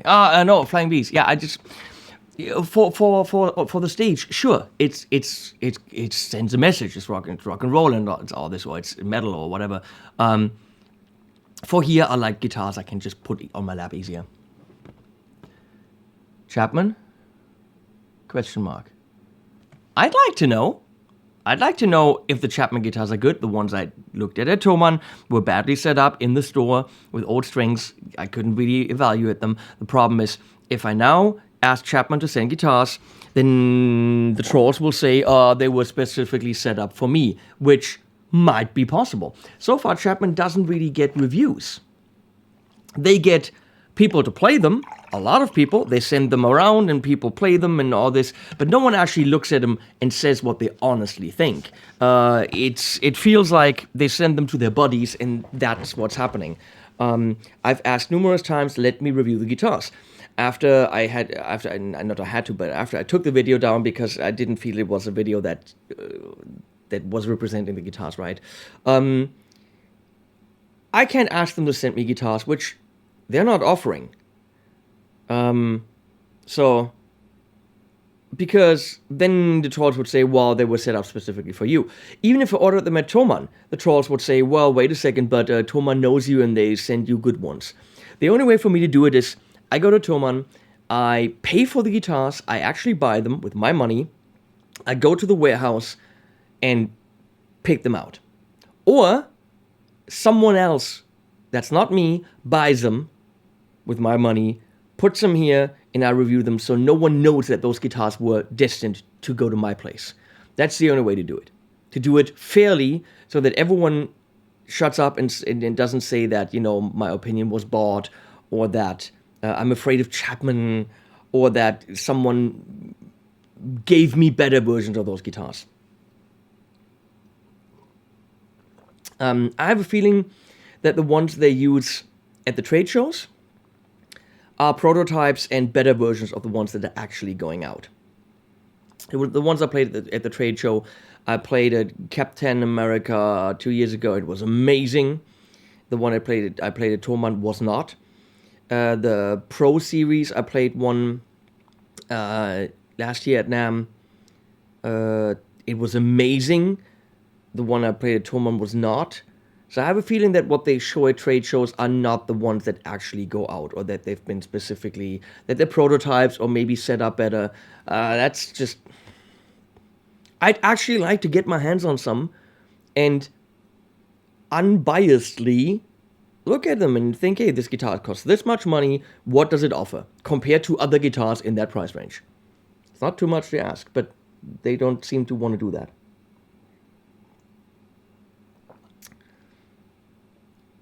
Hey, wow, Marcello. Eppo is a super nice guy, and chicken pigs are pretty damn awesome. Took me a little bit to get used to them, but now it's chicken pigs for life.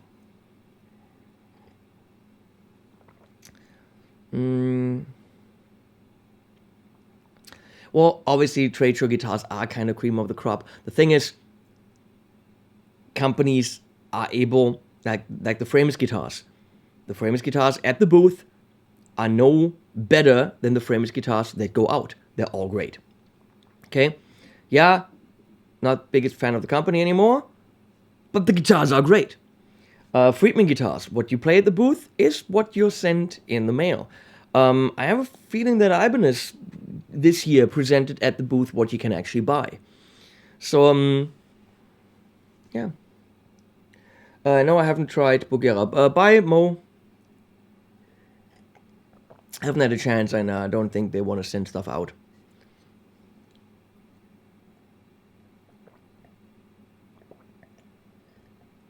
Robert Krasinski.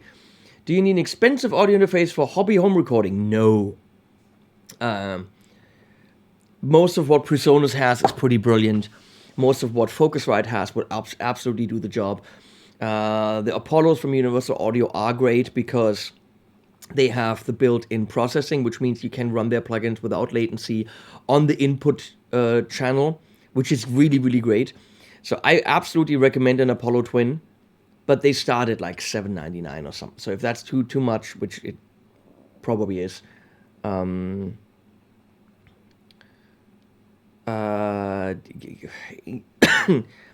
Audio, PreSonus, Focusrite, all make great products in a lower price range. PRS SE Custom 24. PRS SE are usually all totally awesome. Absolutely great guitars for the money. No question about it. Clean amp for under $800. Yeah. $449. The Joyo Beale Street right there.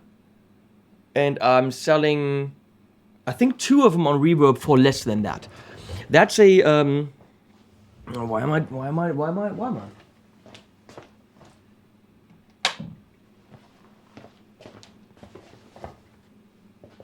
I put some compression and reverb on there.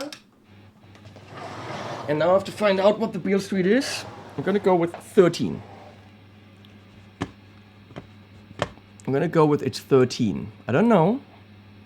It is 13. Give me a second.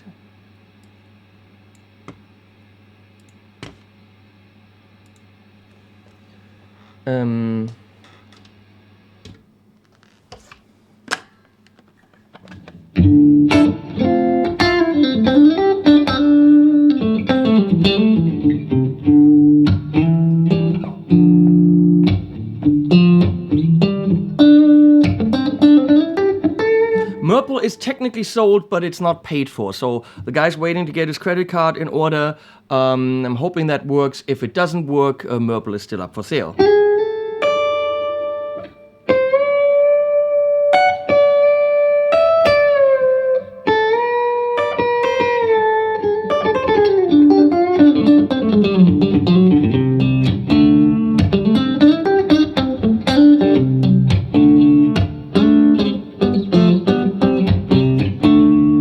I haven't played a Brunetti.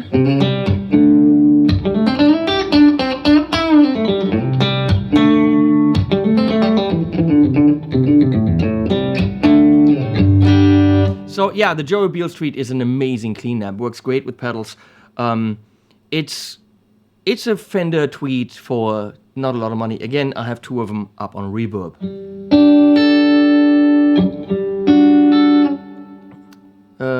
Manoj.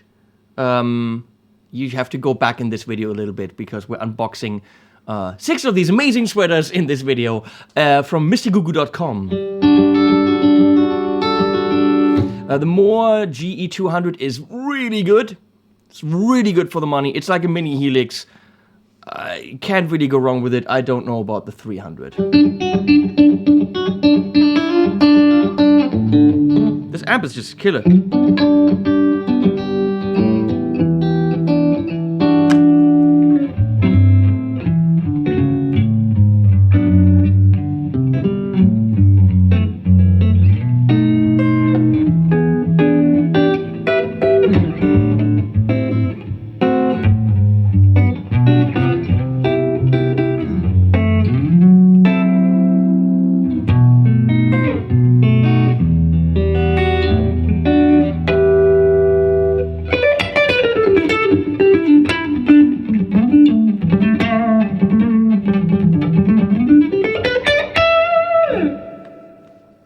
great amp.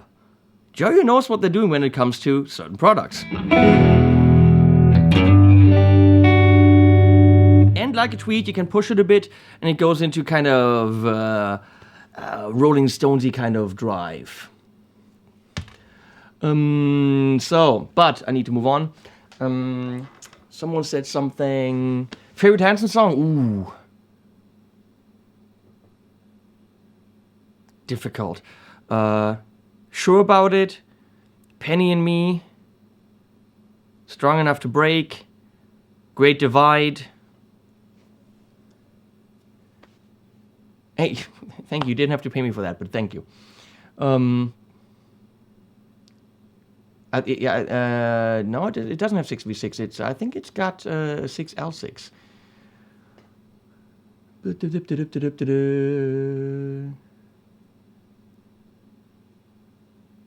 Autumn Leaves. It's really the only thing I know in terms of jazz. Best guitar tuner? Clip-on is definitely the Polytune clip from TC Electronic. There's no question about it.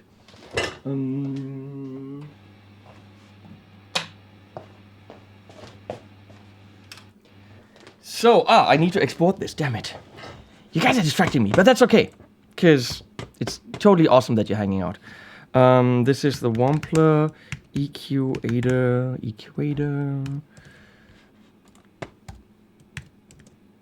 Oh, go away. 1.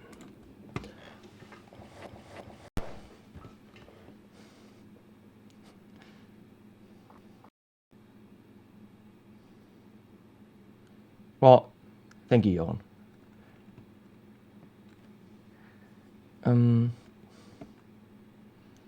TC Electronic Minis or Moors? Just sold my XFX2 to get back to the real world. That's a good idea. XFX is pretty damn amazing for what it is. Come on.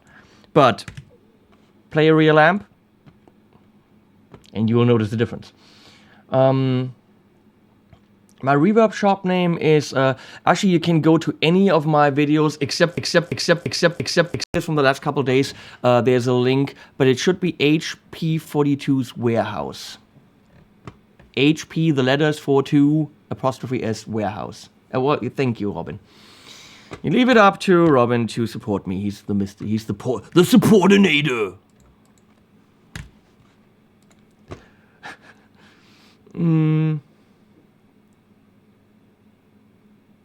The Joy amp model is the Beale Street.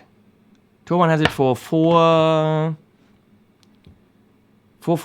or $439, and let me look up my wait. It is $399 at Thomann. God damn it. And Reverb. And my shop, I have 2 of them because, you know, I have a lot of them.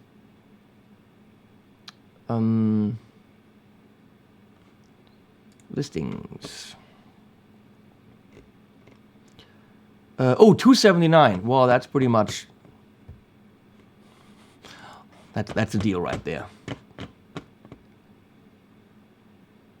What that got away?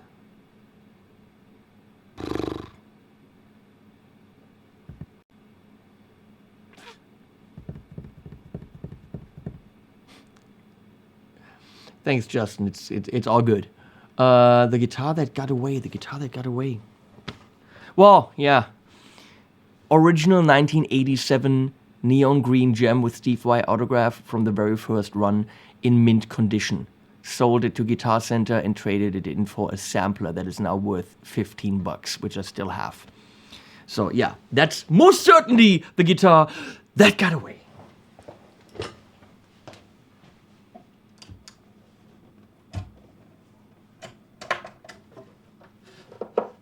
That one really hurt, but I was an idiot. I also had a multicolor 7-string Universe from the first run. I had a flower pattern gem. Nowadays, I wouldn't be the biggest fan of those guitars necessarily, but they'd be worth quite a bit, and they were great access. They were great gems. They were gems, if you might want to see it this way. Okay, let's see. And we're back with the reflection, which we'll plug into here.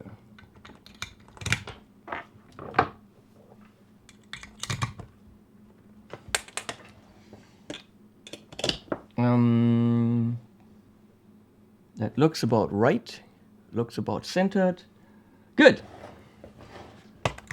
That should be relatively straightforward because it's a reverb. So what else do we have?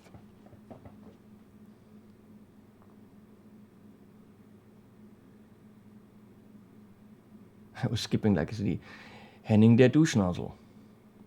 Well, Pit, maybe you're the Duschnozzle. Have you ever thought about it? Murple is the one that got away? Well, I still have Murple. And I could choose not to let Purple go. Murple go. However, again, it doesn't make sense to have a guitar that I'm not using in videos, because if all I do is videos, and then I have a guitar that I don't want to drag into videos because I'm advertising a company that I'm no longer friends with, independent of the quality of the guitar, which is amazing, then the guitar is useless to me. Okay, so can't do it.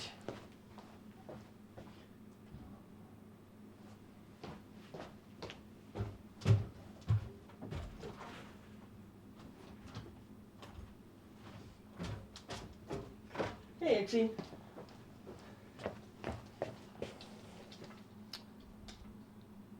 Okay, that's correct, yes. So, reverbs get the... that's a great color combination. Get the Dan Electro treatment. Every reverb, or let me put it this way, those Thomann videos, they're all comparable because every reverb is using this Dan Electro. Every delay is the single cut PRS. So it's all literally something you can compare next to each other.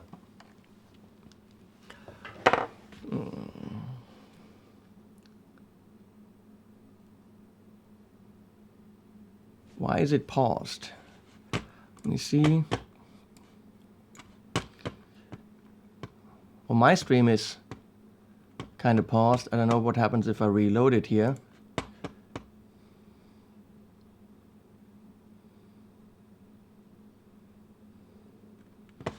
Okay, that seems to work.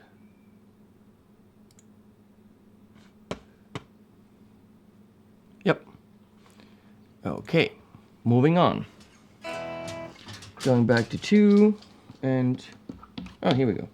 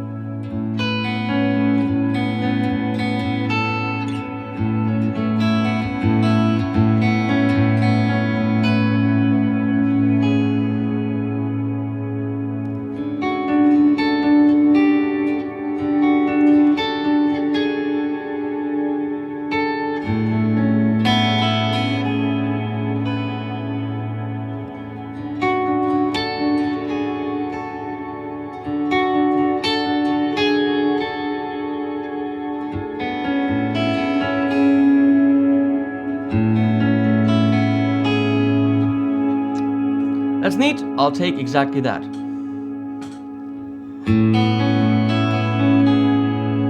Oh yeah.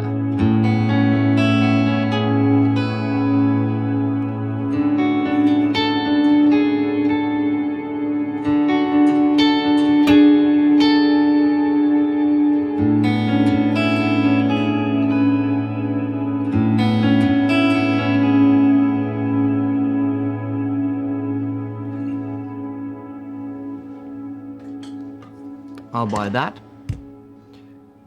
Here we go. Here we are. Go. Record.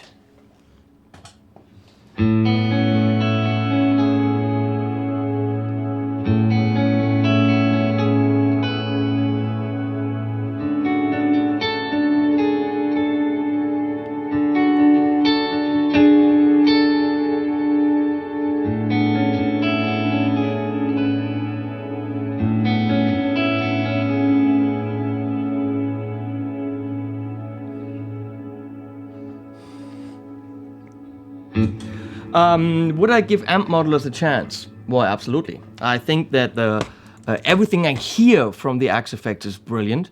It's also quite pricey. I think the Helix as a piece of hardware is amazing. The build quality, the functionality, the user interface, the screen, the little screens on each knob, the brushed aluminum, it's a very, very good piece of hardware. And it can do a lot. It can, in certain situations, make you as happy as an amp. However, after about an hour, it felt like a modeler to me. After about an hour, I was like, yeah, no. If you take a high-end guitar like a McMultelly Strat or even this is a pretty damn cool guitar, or the Friedman, into a clean amp and you play, and it's dynamic and spanky and all this, the modeler, the Helix, sounds flat. It doesn't have the dynamic, it doesn't have the depth. It's hard to describe. It's something that when you listen as a listener, you probably don't pick up on. As a player, again, the first hour was like, whoa, the Helix is amazing. And then like, And then you turn on an amp, you're like, okay, thank you. Hey, Michael. Kemper. Dude, you know exactly not to ask me about the Kemper pit. Come on. Be cleverer than that. Be cleverer. That's German. The Iconoclast.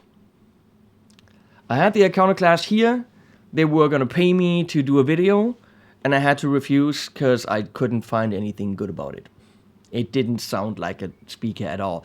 And then I found out that Brian Neunabber doesn't like the sound of amps or the sound of speakers. He likes DI sound. So the product that he designed, he designed as something that sounds like a DI. It's a good DI, it's a tunable DI, but it doesn't sound like a speaker at all. So I didn't want to do the Iconoclast because I simply couldn't find any redeeming value. Could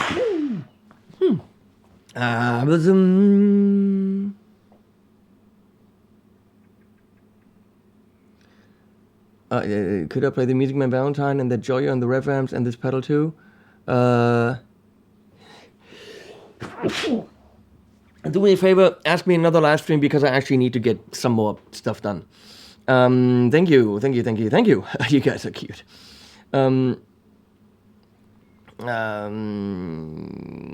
Gretsch, I have to still do the review the Gretsch I have. The Trio Band Creator is absolutely amazing. Watch my video, it's 70 minutes long, it shows you everything about it. Trio plus Band Creator, it's a great pedal. I'll just find Animals Are Safe, Girlfriend 2, what guitar and amp do you run out with? Why would I care if my girlfriend's safe? First the amps, no. What guitar and amp do I run out with? Guitar, Modern Eagle. My PRS Modern Eagle I would probably grab first. No, it's not green. Ear icky. What amp do I run out with?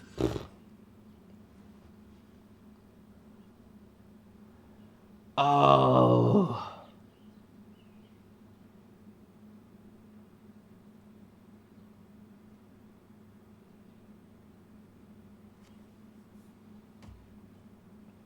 Can't really answer that.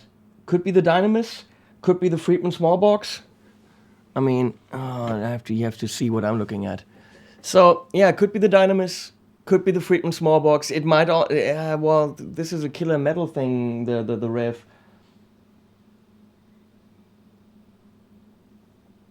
I mean, just because of value, probably the Friedman small box, because it's 1,000 more than the Rev. Right now, I would have to say one of those two when it comes to what I would actually, like to have. So.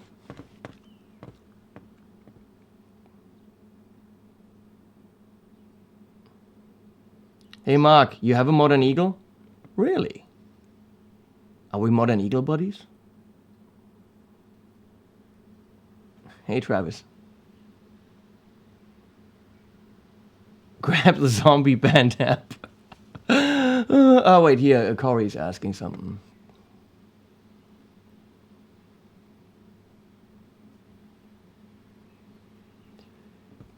Yeah, we're not going to resolve issues with framers. That's not going to happen. So again, it doesn't make sense to have a guitar here and advertise for a company that told me that they don't care whether or not I advertise for them, and that I wasn't responsible for selling a single guitar for them, and they don't care whether I play them or not. So, okay, then I don't. It's that simple. Great guitars, but if a company doesn't want what I do, then fine, that's okay. I got no problem with that. I'm not forcing my services on anyone. Okay, second setting. Let's see if I can do... I'm looking for more subtle.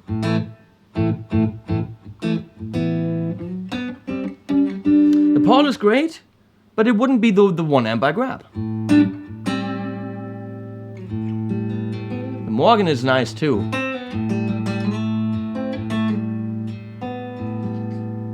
Lessons to more of Frameshifts music? Pfft, I'd have to make those.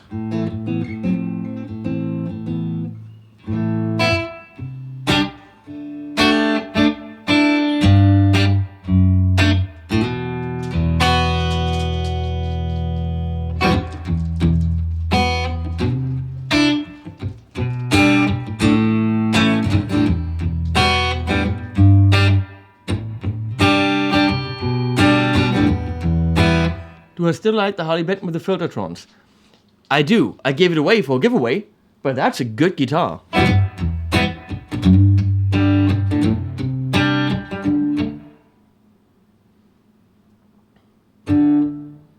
Robert?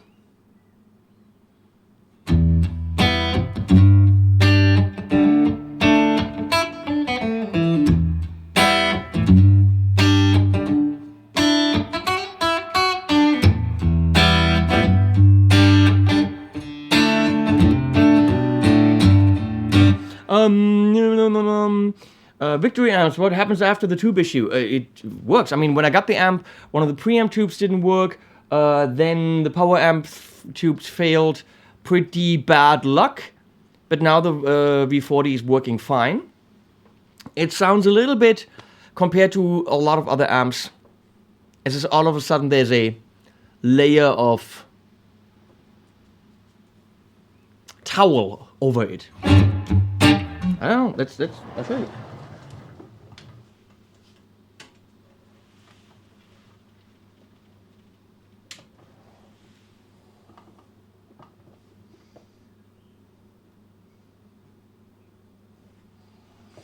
It's a good amp. It reacts to pedals great, but when you switch back and forth with other amps,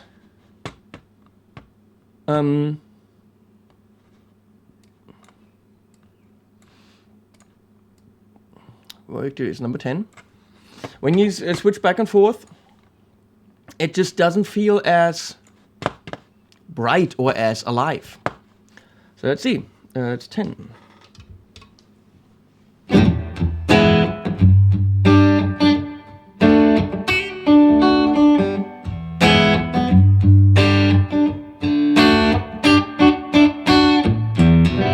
That's with brightness all the way up. This is brightness completely on 10.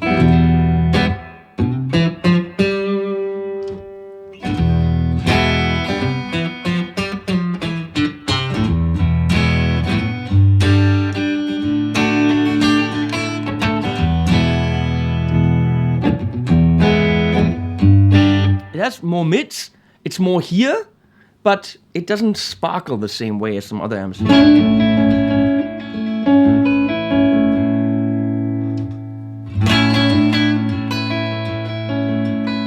Am I going to the next NAMM show? I'll probably have to pay for it all myself. That's a lot of money to invest to make free videos for companies and for people. So I'll have to see how I'm going to do that. Because it'll run me $3,000 to go there, fly, hotel, rental car, all that stuff. No company is helping me out to make videos for them. So it's a tough choice.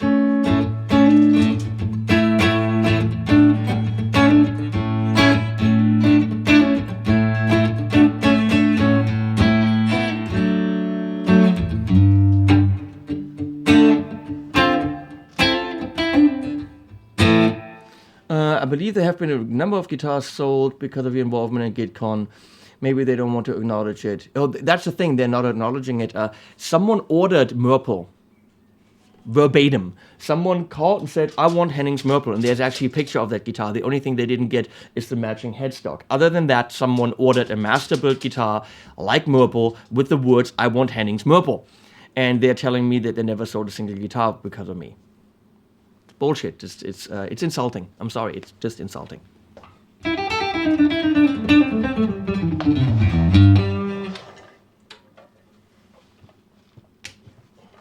So let's do something with a little pausing so that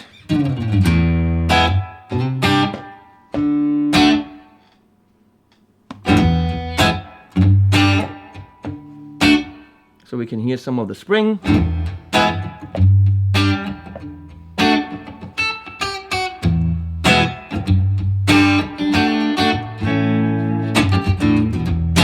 I don't know how the E fits in there, but I'll do it anyway.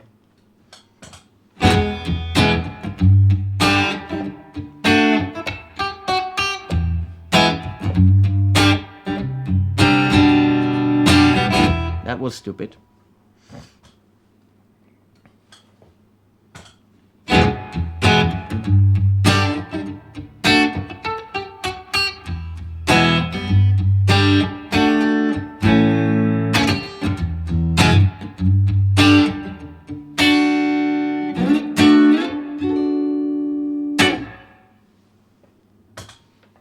That is the spring demo. Enough space in between to hear the spring.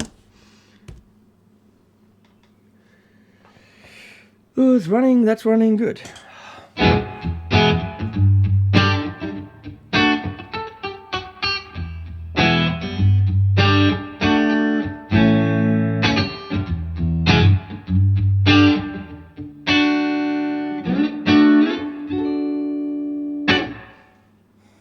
I can't come to Pisa. Thank you, Danielle.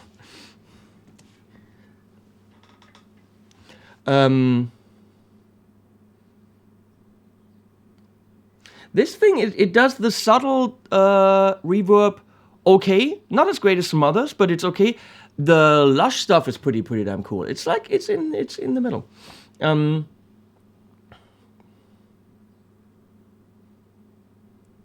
Oh, dude, seriously? You know you don't have to pay me for that. I mean, it's just saying that. Wow. Because Leslie still thinks no one knows my music. I'm gonna screenshot that right there. Wait, I'm gonna screenshot that right there. Dude, you rock.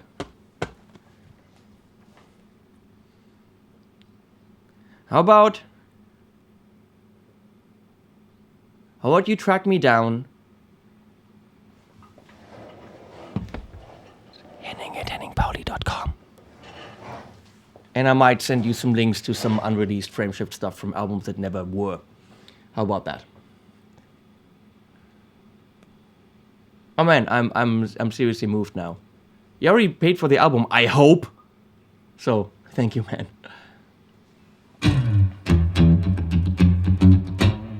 This pedal is not stereo, no.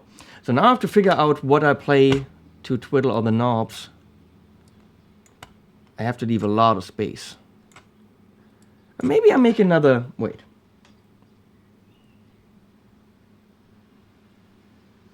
Can't do that with this guitar though. Wait. Oh, okay. It's because the knobs are weird.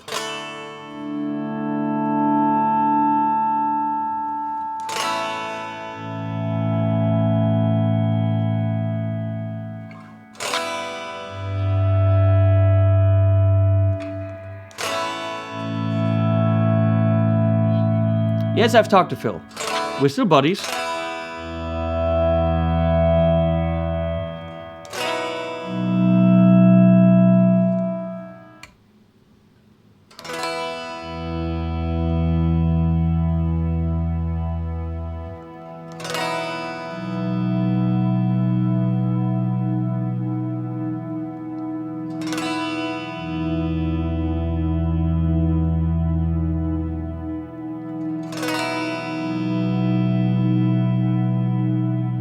Strandbergs are pretty cool. We'll do that. And I'll just record that. I don't need the loop for that.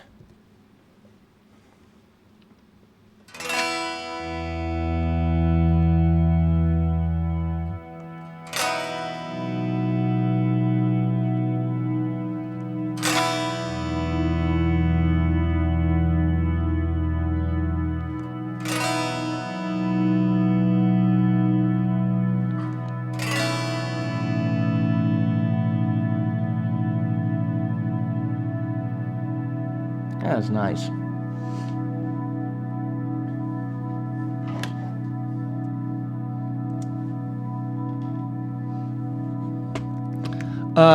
Henning's signature amp, what would that sound like? Well, because I do a lot of different styles and I like a lot of different things, it would, if it's one amp, it would likely be something like a Rev. Probably a Generator 120, I don't know. No, maybe like well, it wouldn't be a signature amp. It's something that already exists. It's either the Generator 100P, because that has the pedal tone. It has great crunch sounds that can be plexi-ish if you put it into the 10 watt mode. And it's got great cleans. Does it have the great cleans like a Morgan or a Dynamis? No, but it goes in the angrier direction more.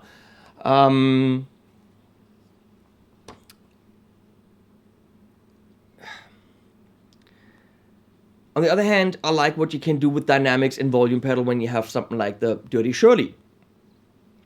But because I do and I like stuff from singer-songwriter material to pop to whatever, where you have great cleans and slightly overdriven tones, to super aggressive, it would have to be an amp that can cover it all, if I have to pick one amp. If not, I will pick the amp that's best for the job, which means for aggressive stuff, it would be the Generator 100P. For rock and roll, it would be the Dirty Shirley or the Friedman small box. I love the Dynamis for the cleans, though, but I also love the Morgan for the cleans. Yeah. Not easy. What happened with Phil McKnight and Brian? Oh, we're not going to get into that. Henning Pauly's GitCon. That is cute.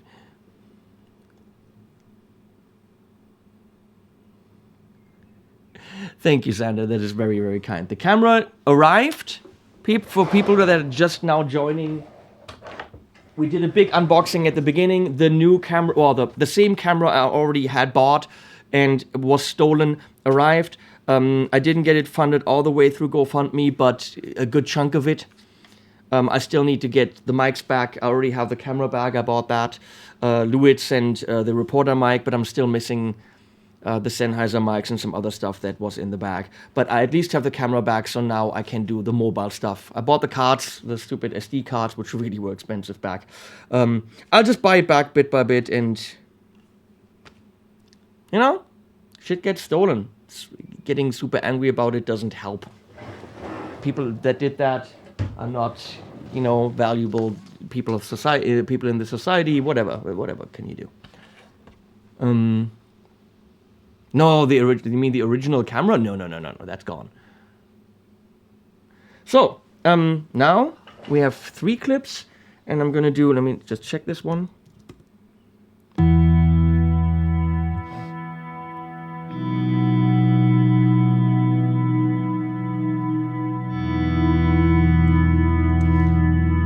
It got stolen in Frankfurt Musikmesse from the storage area at the Joyo booth.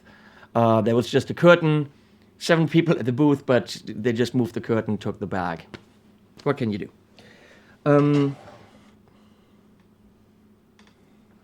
And it had about $7,500 of stuff in it. And that's gone. No insurance is covering that. It's just gone. But again, crying about it doesn't help. And a lot of you guys were super cool to contribute to the GoFundMe campaign so I can buy the camera back. And as I said, still, you know, with batteries and wireless mic systems, I'm talking to Sennheiser. So let's see what happens. Yeah, shit happens. Exactly, John.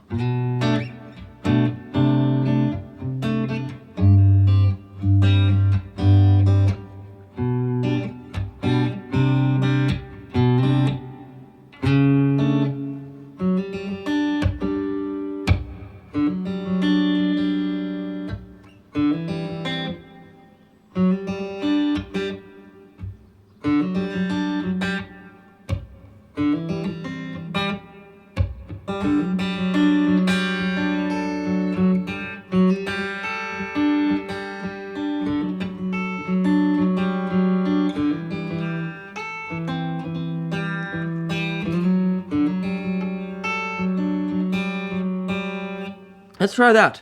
Would be cool if I could nail that. Of course I can. And I have to, I mean, for this kind of demo, I'll leave space so that you hear the reverb tail. That's, I mean, if you always play, you don't hear the tail, so.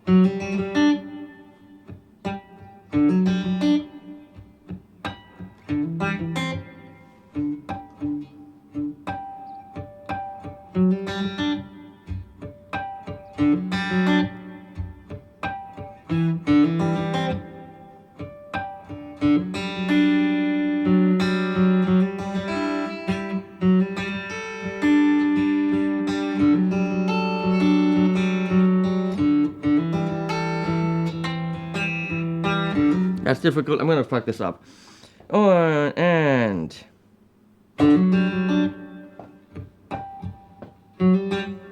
I fucked it up on the first note. That's great. Way to go, Henning.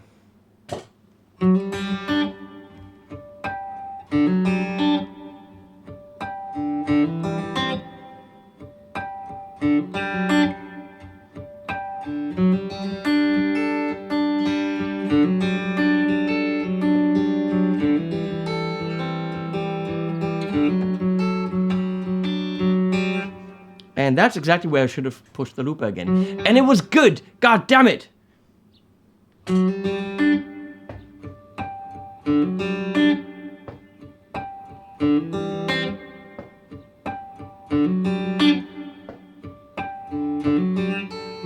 And that was wrong again.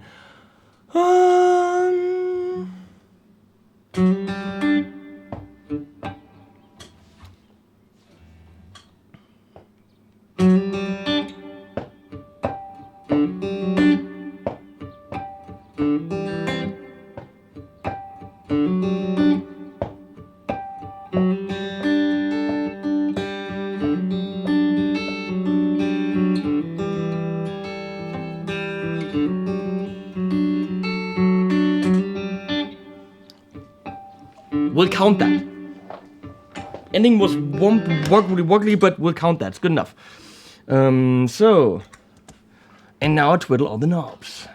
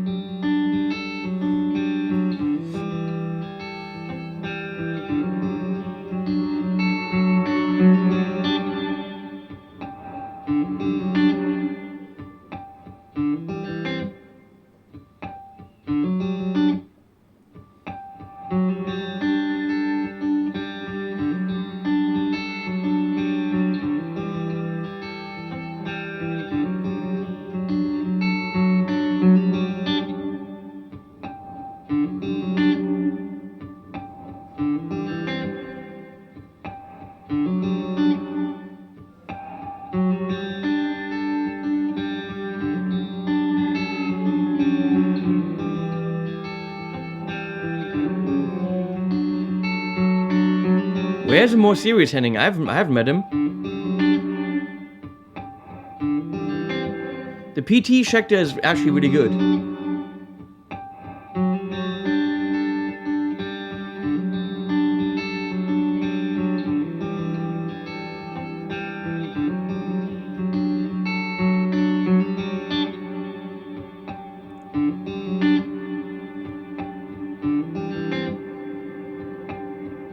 No, I haven't played any Höfners.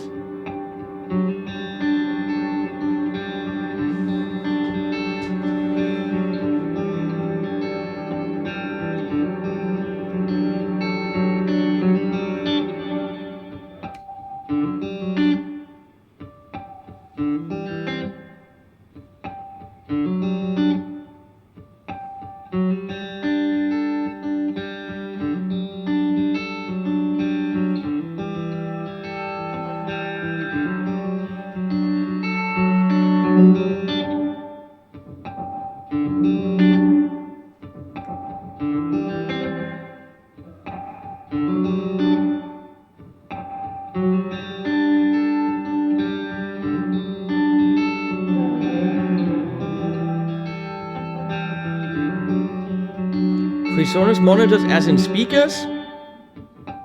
Don't know them.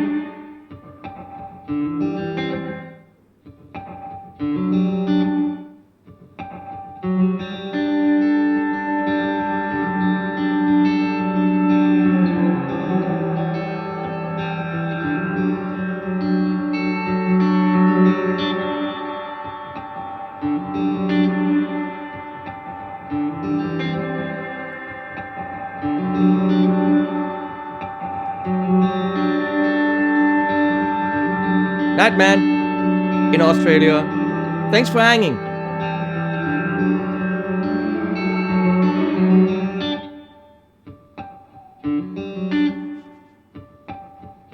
Thank you, Joe.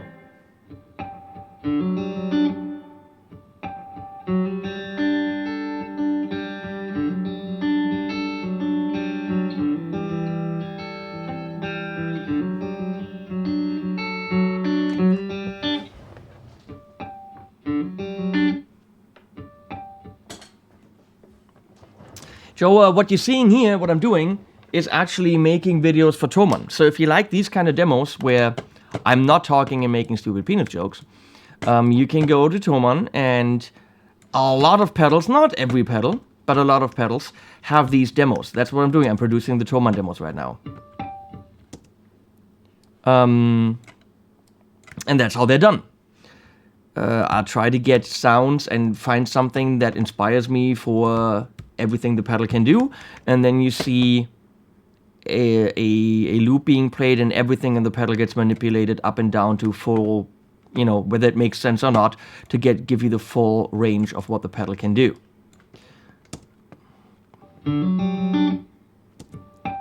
Oh, wait.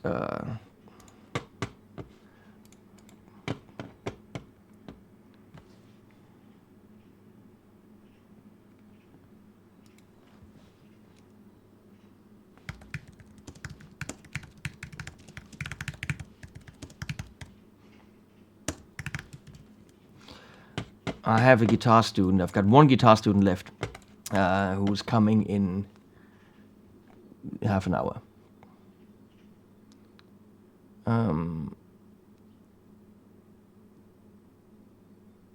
Duschnozzle Henning ist unterhaltsamer als Serious Henning. Well, I'm always just me.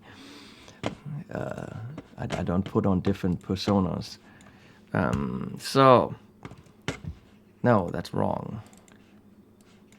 And this is silver. I don't have silver as a color. We're going to use that. And that is called the Wampler Reflection.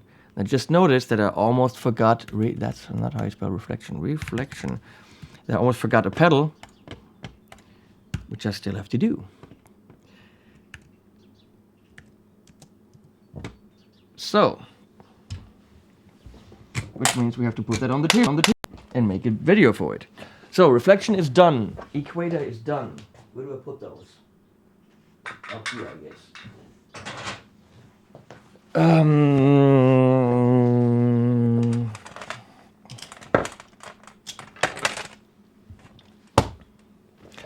I need another true bypass pedal. Anyone.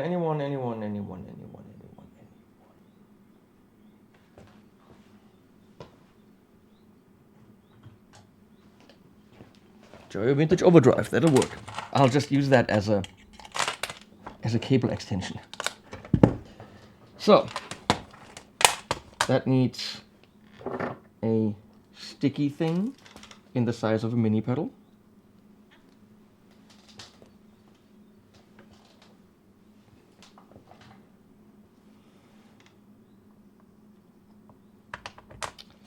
So,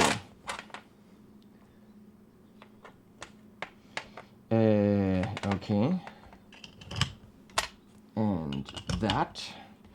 and that's the wrong plug because I need a straight one, because it needs to look semi-neat.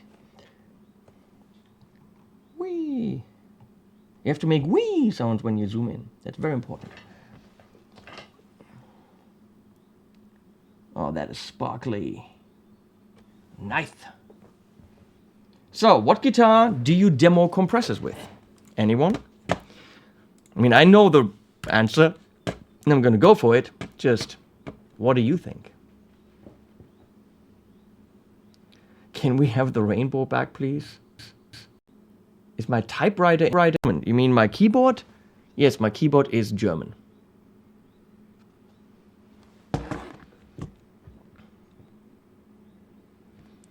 The video has deteriorated. Not here.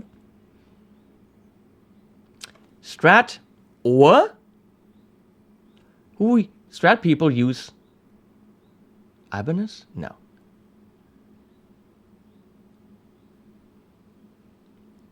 Strats, the Strat I use traditionally for overdrivey stuff, clone stuff, anything that has more gain. I use, of course, humbuckers, Frankenstrat. Tele, exactly. Thank you. Yeah. For compressors, I usually use Teles. Because who uses compressors? People in the country world, what guitars do they play? They play usually Teles. That's just my thinking. There is no right answer, really.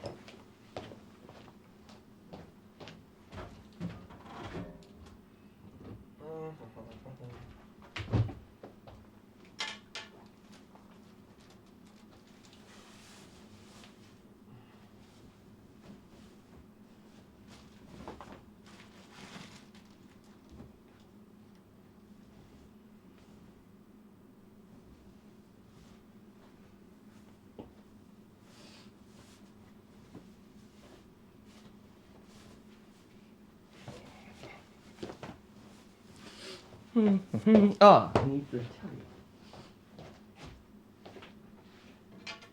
you.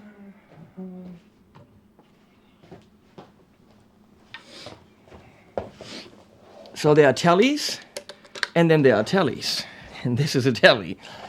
Yeah. Click.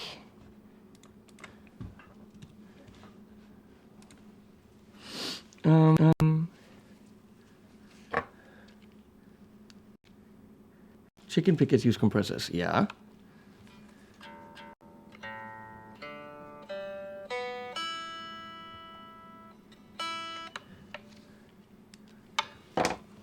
So I need to kind of check if I can do some chicken picking stuff, which of course I can't. This is, of course, yeah, the brand new Mr. Goo Goo Kitty Cat sweater that I unboxed hours ago. It has cats at the bottom too. They are dual cats. Whoever designed this is really weird.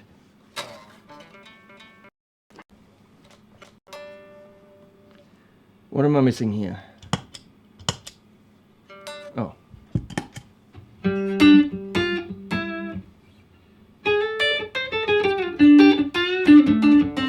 So no.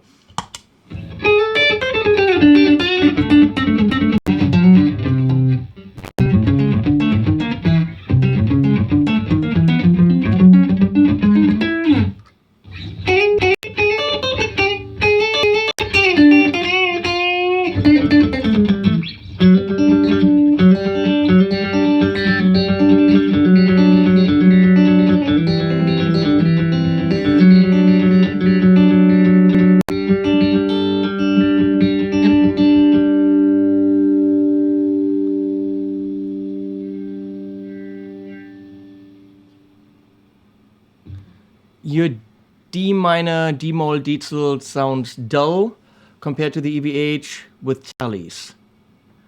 I don't think the D-moll is meant to be played with a Tele. And it sound, I mean, I have an Einstein, which is kind of the D-moll, but it does sound rounder and duller. It's not the amp that I would use for that. That's why they made the Dietzel Powell, which has a twin-style clean channel.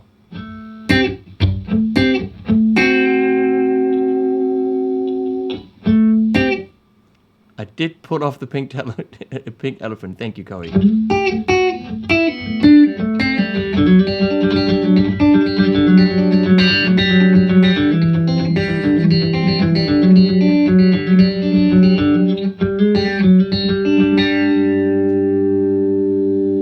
Tone and attack and volume. We're gonna do that.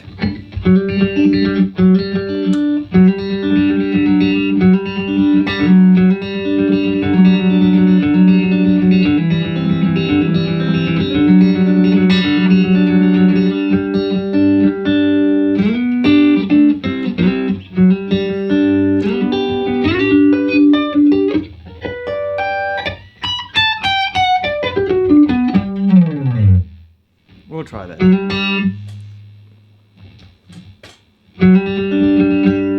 God, I suck at that.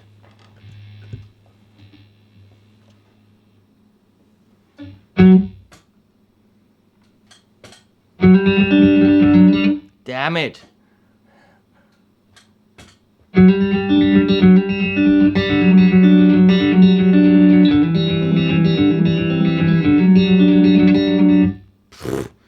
I have to practice this.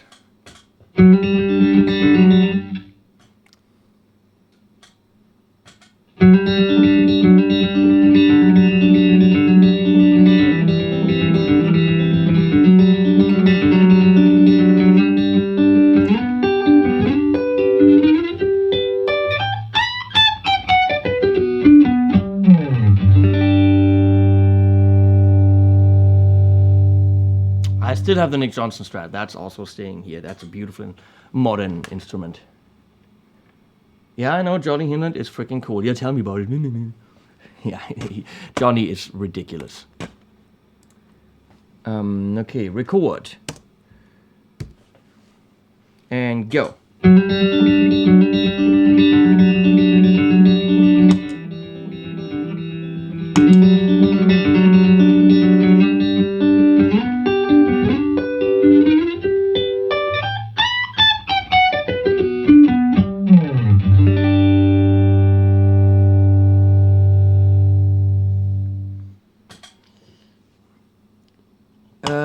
Phil, here's the thing.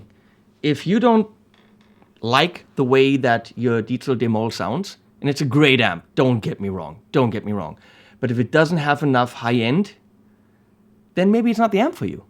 Instead of trying to fix the amp with EQ or tube screamers or whatever, when I love the Diesels, but for me, the Einstein, which is Demolish, it's not a bright amp. It's a fat, wide amp. It's not sparkly. Okay? Again, that's why they made the Paul. But when I played the Dynamis for the first time, everything was just brilliant. The whole, well, the amp doesn't gel with me, but I'm going to buy it and I'm going to find out how to make it work for me. Many people that buy Mesas say that. I didn't, I don't know the amp yet, so I'll have to figure it out. No, you have to play an amp and you have to go like, and then you take it home.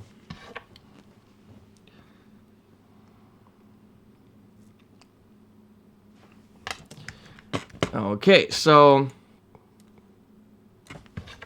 let's see what else I can do. Tone back. That is actually just the setting the way I like it.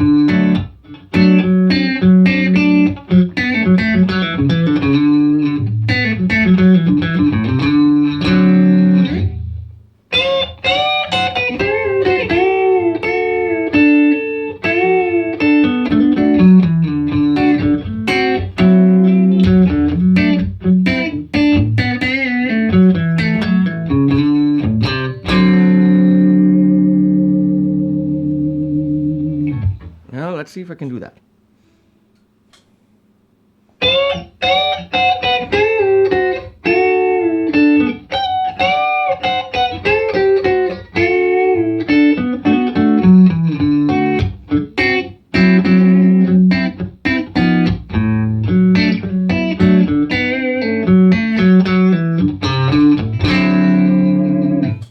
Yep. And as soon as you record, it's gone.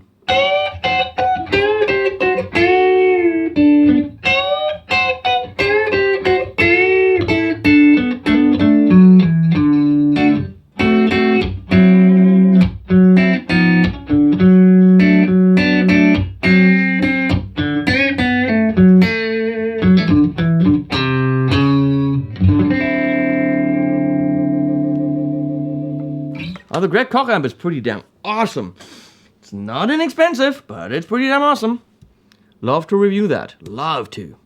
Great idea that they had for that.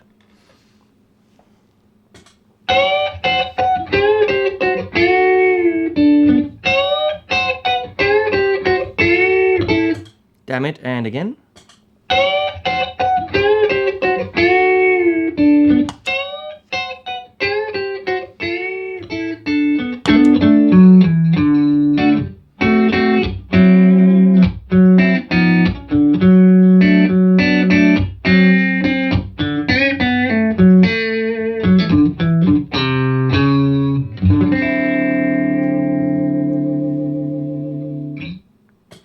Okay, there's a couple of questions here. Question number 1.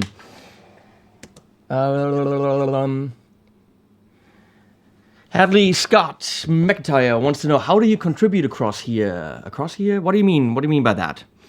Contribute to what?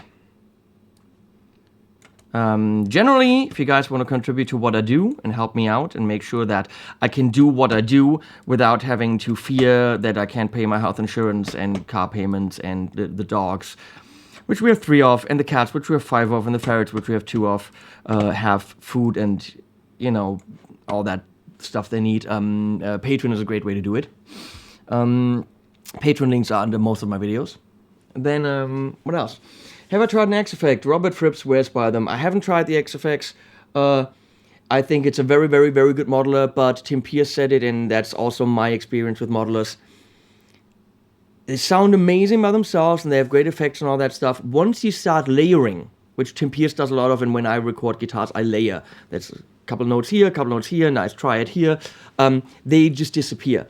The Helix sounded killer when I did a track with it, but then all of a sudden, 6 tracks, different guitars, different functions of guitars, they all disappeared in the mix and I couldn't hear them. When I did the same track for the Walrus Audio Mayflower pedal, with the tube amp and the Mayflower pedal, same parts, they were all there, easy to mix. So I think the modelers are great for live purposes, for ease of use, for convenience. They're not quite there yet when it comes to actually giving you the same feel and working the same in a mix. That's what I think. Do I have a cassette player? I think upstairs I have a cassette player, yes. Not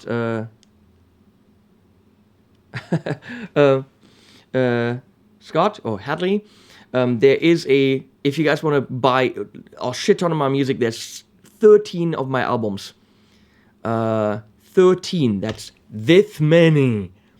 Under my videos, there's a link to therecordlabel.net where you can buy a big package. I make about 20 something bucks of that. I make half. The label and I, we split it 50-50, which is a pretty fair deal. So you can contribute that way. Patreon, any dollar counts. If each of you guys did $1 on Patreon, I already have $100 more a month, which, trust me, that weird little, where's that weird little dog? Let me find him. Django! No, you guys stay. Django! Django, come here.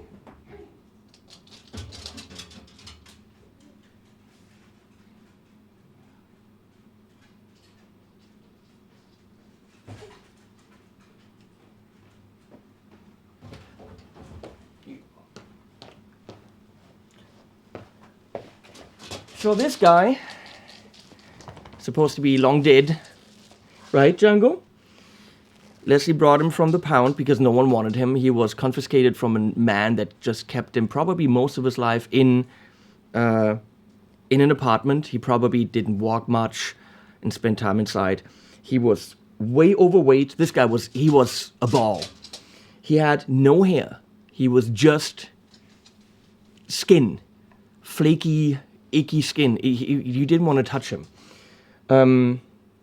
And 16 years old, and Leslie brings him home and says, we need to give this dog a good last home for a few months until he dies. And he had to be carried everywhere. She had to go on walks twice. She walked with the other 2 dogs, and then she walked with him. because he could only walk a few steps, really. So this guy gets a big cocktail of medication and special herbal supplements or whatever, and he's fit now. We've had him for a year. He's not dying. He's fit, right, Django? And he lost weight, and he goes on 1 hour walks with Leslie and the other dogs, and he jumps up and down steps now, and he's still an asshole old grandpa, because when anyone walking and coming in, gets growled at and barked at, and when he's lying down and we walk up to him, he growls and snaps at us, right? You're an ass. You're such an ass. And yeah, he's difficult, but he's 16. We're not teaching him anything anymore. And, right? You don't like this. Want to show what an ass you are? Why aren't you an ass now? Because when he growls, you think he's a freaking demon. Right? Demon doggy? He needs a lot of special attention. But my point is, if you're asking yourself, where does the money go? Well, making these videos isn't easy. Buying more and more cameras isn't, I'm not a camera guy, I'm not into it, but it makes the videos good. He loves to do this, he loves to just actually hold on to your neck, right? And, yeah, these guys, Leslie takes very, very good care of the animals. They probably eat better than I do, trust me. But that's okay, right, Django? Because you now have the best autumn of your life. When Leslie comes home, he freaks out, and he jumps, and he loves us so much. I'm just, what's it called? Accepted in his world. Leslie is everything. For all the dogs. Leslie's everything, right? Can I put you down now? You're sleepy. Okay, let me put you down. Ow! Asshole dog. Yeah. You didn't really show your asshole side, dude.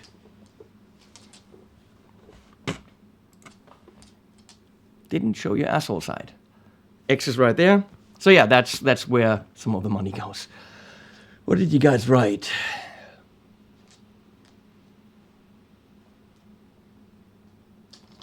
You recorded an album. I would put it in full on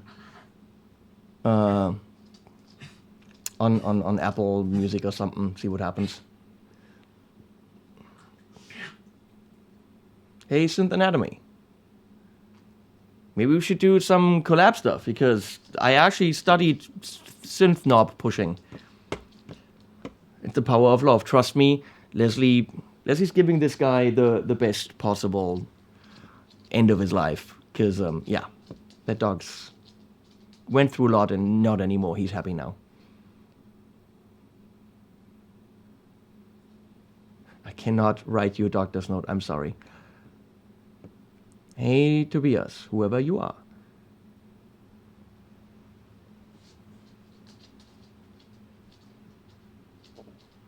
Yep, Patreon is a good way. You can always change it. Can Leslie adopt you, Corey? No.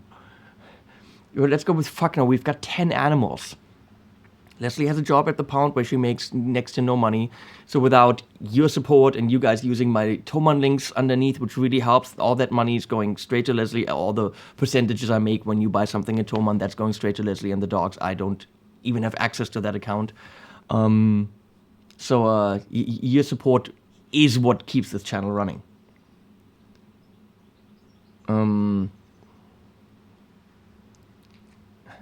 Django is, I think, just Jango. Oh, thank you, Xander. Just an email came in. He just pledged $1 on Patreon. That is so nice. And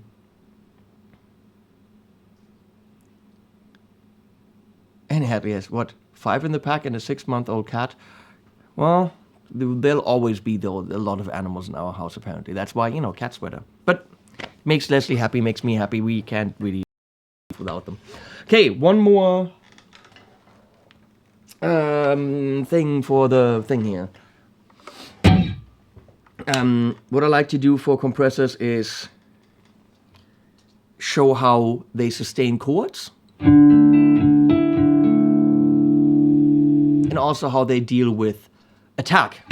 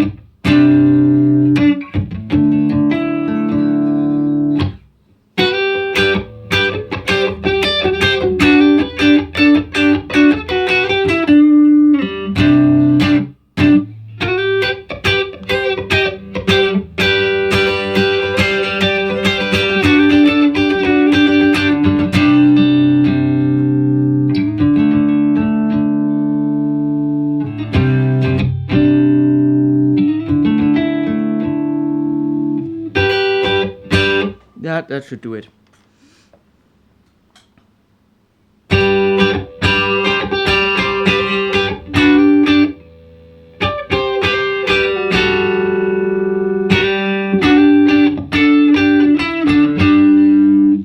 That's what I need.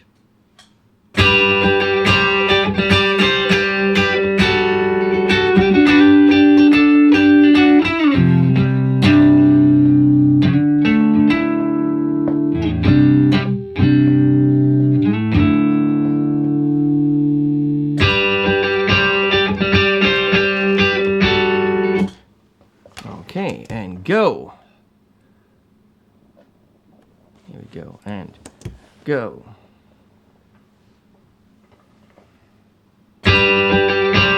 Wrong. Off.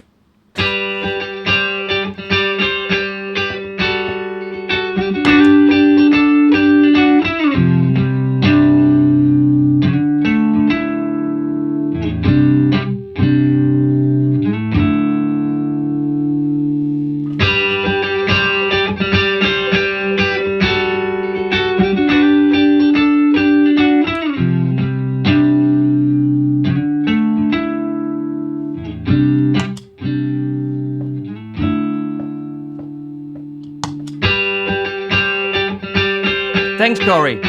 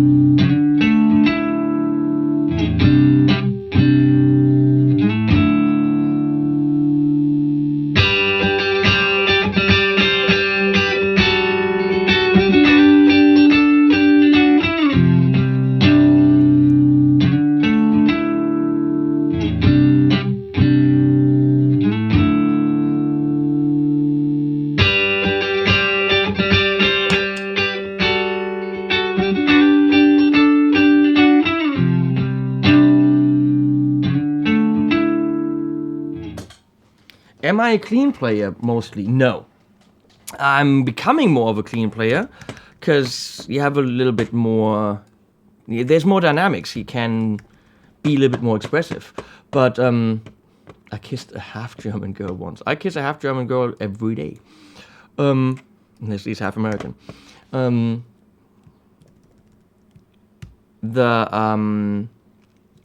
if you listen to my albums, that's prog metal stuff. I think when you test a guitar, the clean sound is where you hear most of the differences. So when I test the guitar, I do a lot of clean before I go to drive. Because the drive can hide things.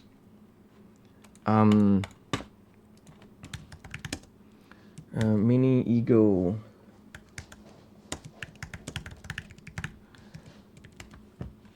And when you have a great clean sound, it's a lot of fun. Hey Chris, thank you.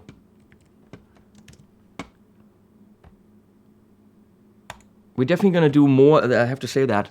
It's mean, but I have to say it. We're definitely gonna do more of these types of live streams for Patreon people only, because they need some of, you know, special thing. Otherwise, why support me on Patreon other than, you know, you're cool. So on Patreon, you'll find these kind of live streams. Because now I know how to do it. I figured out my equipment. When I work on things, we'll do this on Patreon.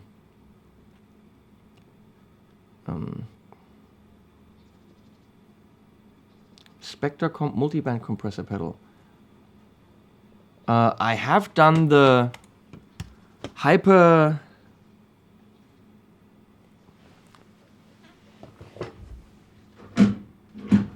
The hypergravity, which is a multiband compressor, and that's pretty much a Spectra comp with more capability. So if you want to see my, just watch that video. That's pretty much a Spectra comp, just with more knobs. This the Mini Ego for me is a compressor. If I had to pick, favorite compressors would probably be the Spectra comp if you need multiband, because it's one of the few multiband. I love the Diamond compressor because simple, and it has the EQ to add the sparkle for the high end, which the Mini Ego has with that tone switch, which adds high end. But the, wherever it is here, the Bogner Lyndhurst is the one I would get. If I have to get one compressor, it's the Bogner Lyndhurst. It's like an 1176 style with added sparkle in the high end. It's like the, oh my god, I never wanted to off. So this is definitely.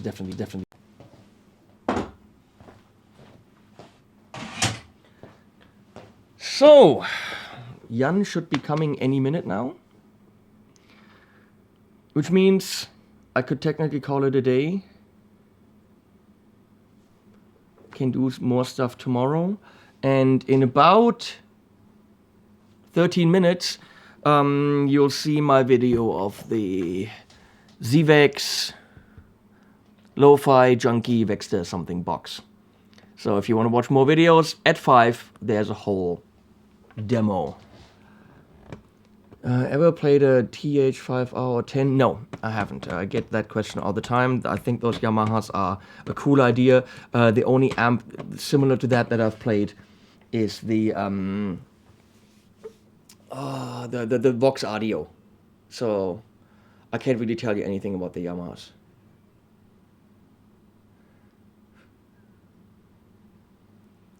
You support me on Patreon to keep the ugly sweater business alive? Dude, buy one. They're awesome.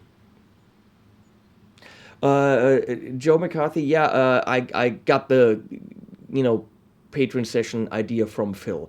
But I don't think I've got the same knowledge that Phil has. Which means I can't just sit here and answer questions about guitar stuff. Most of my answers would be, I don't know. I never played it. I don't know. It goes brink. That'll be my answers. So what I can contribute, because I have this kind of cool camera set up, I can, of course, do stuff like this. And I'm going to bring that in. Or actually give you... No, that's not it. This. And wait, damn it. This, just have a whole bunch of cameras that no one needs. We didn't even use that because I'd be doing this the whole time, but I could. So, there's a... What's $R? We don't know. Let's not care what that is. So Nanted says, or Nan Ted. Maybe it's Ted Nan. Maybe he's from India and he likes Nan. Who knows? He says, I recently bought a PBJSX combo and I'm loving it. Have you played one? Any thoughts? Thanks for the good job. Thank you. No, I have not. I'm, of course, a huge Satriani fan. Duh. Satriani hairdo. My feeling is with the Satriani amps that most of it's bullshit. A 3 or 4 channel combo. Satch always used a Marshall and like a DS1 pedal. Now he uses fuzzy pedals. His tone doesn't necessarily come from the amp. I think the amp was always just there. I might be wrong, but I think a multi-channel amp for him doesn't make sense. Now he's got the Marshall JVM 410, but it's pretty much a Satriani version of it, with every channel having 3 different sounds. I don't think that makes a lot of sense for him because he forms his tone differently. So I think those companies paid him quite a bit of money to have a signature amp, when the actual part of the amp that he uses is probably a clean sound or slightly driven sound that he pushes with a fuzz or some other pedal. I might be wrong. That being said, that doesn't make those amps in any way bad. It just doesn't make them honest signature amps. It doesn't make it an amp that he actually uses and needs. It's just an amp with his name on it. I think the JHX was pretty cool. I haven't actually played one, but I heard people play them, and people said they love them. And for the price, pretty damn good.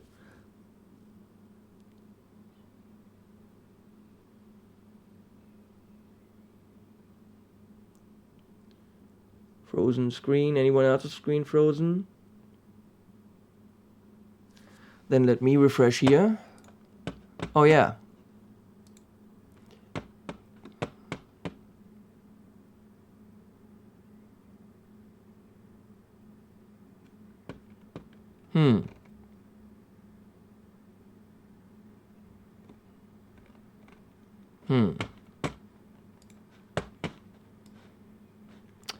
Oh, damn it.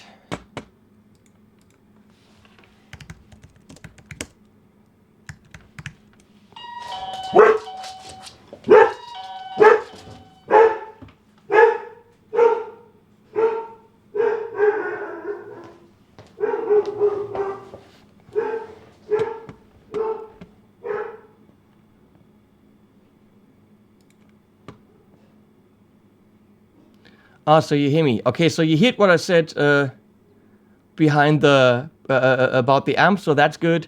I gotta go anyway. My student is here. You guys rocked like crazy. Unbelievable that you sat here for 3.5 hours. Yeah, the puppies are barking. What was I gonna say? Oh yeah, okay, now they're freaking out. So, thanks for hanging out. I'll stop this, and there's a video in like 7 minutes coming on anyway, so you guys rule. Thanks everyone for hanging out. I can't believe you're doing this. Yeah, animals at the end as always. Sorry it froze.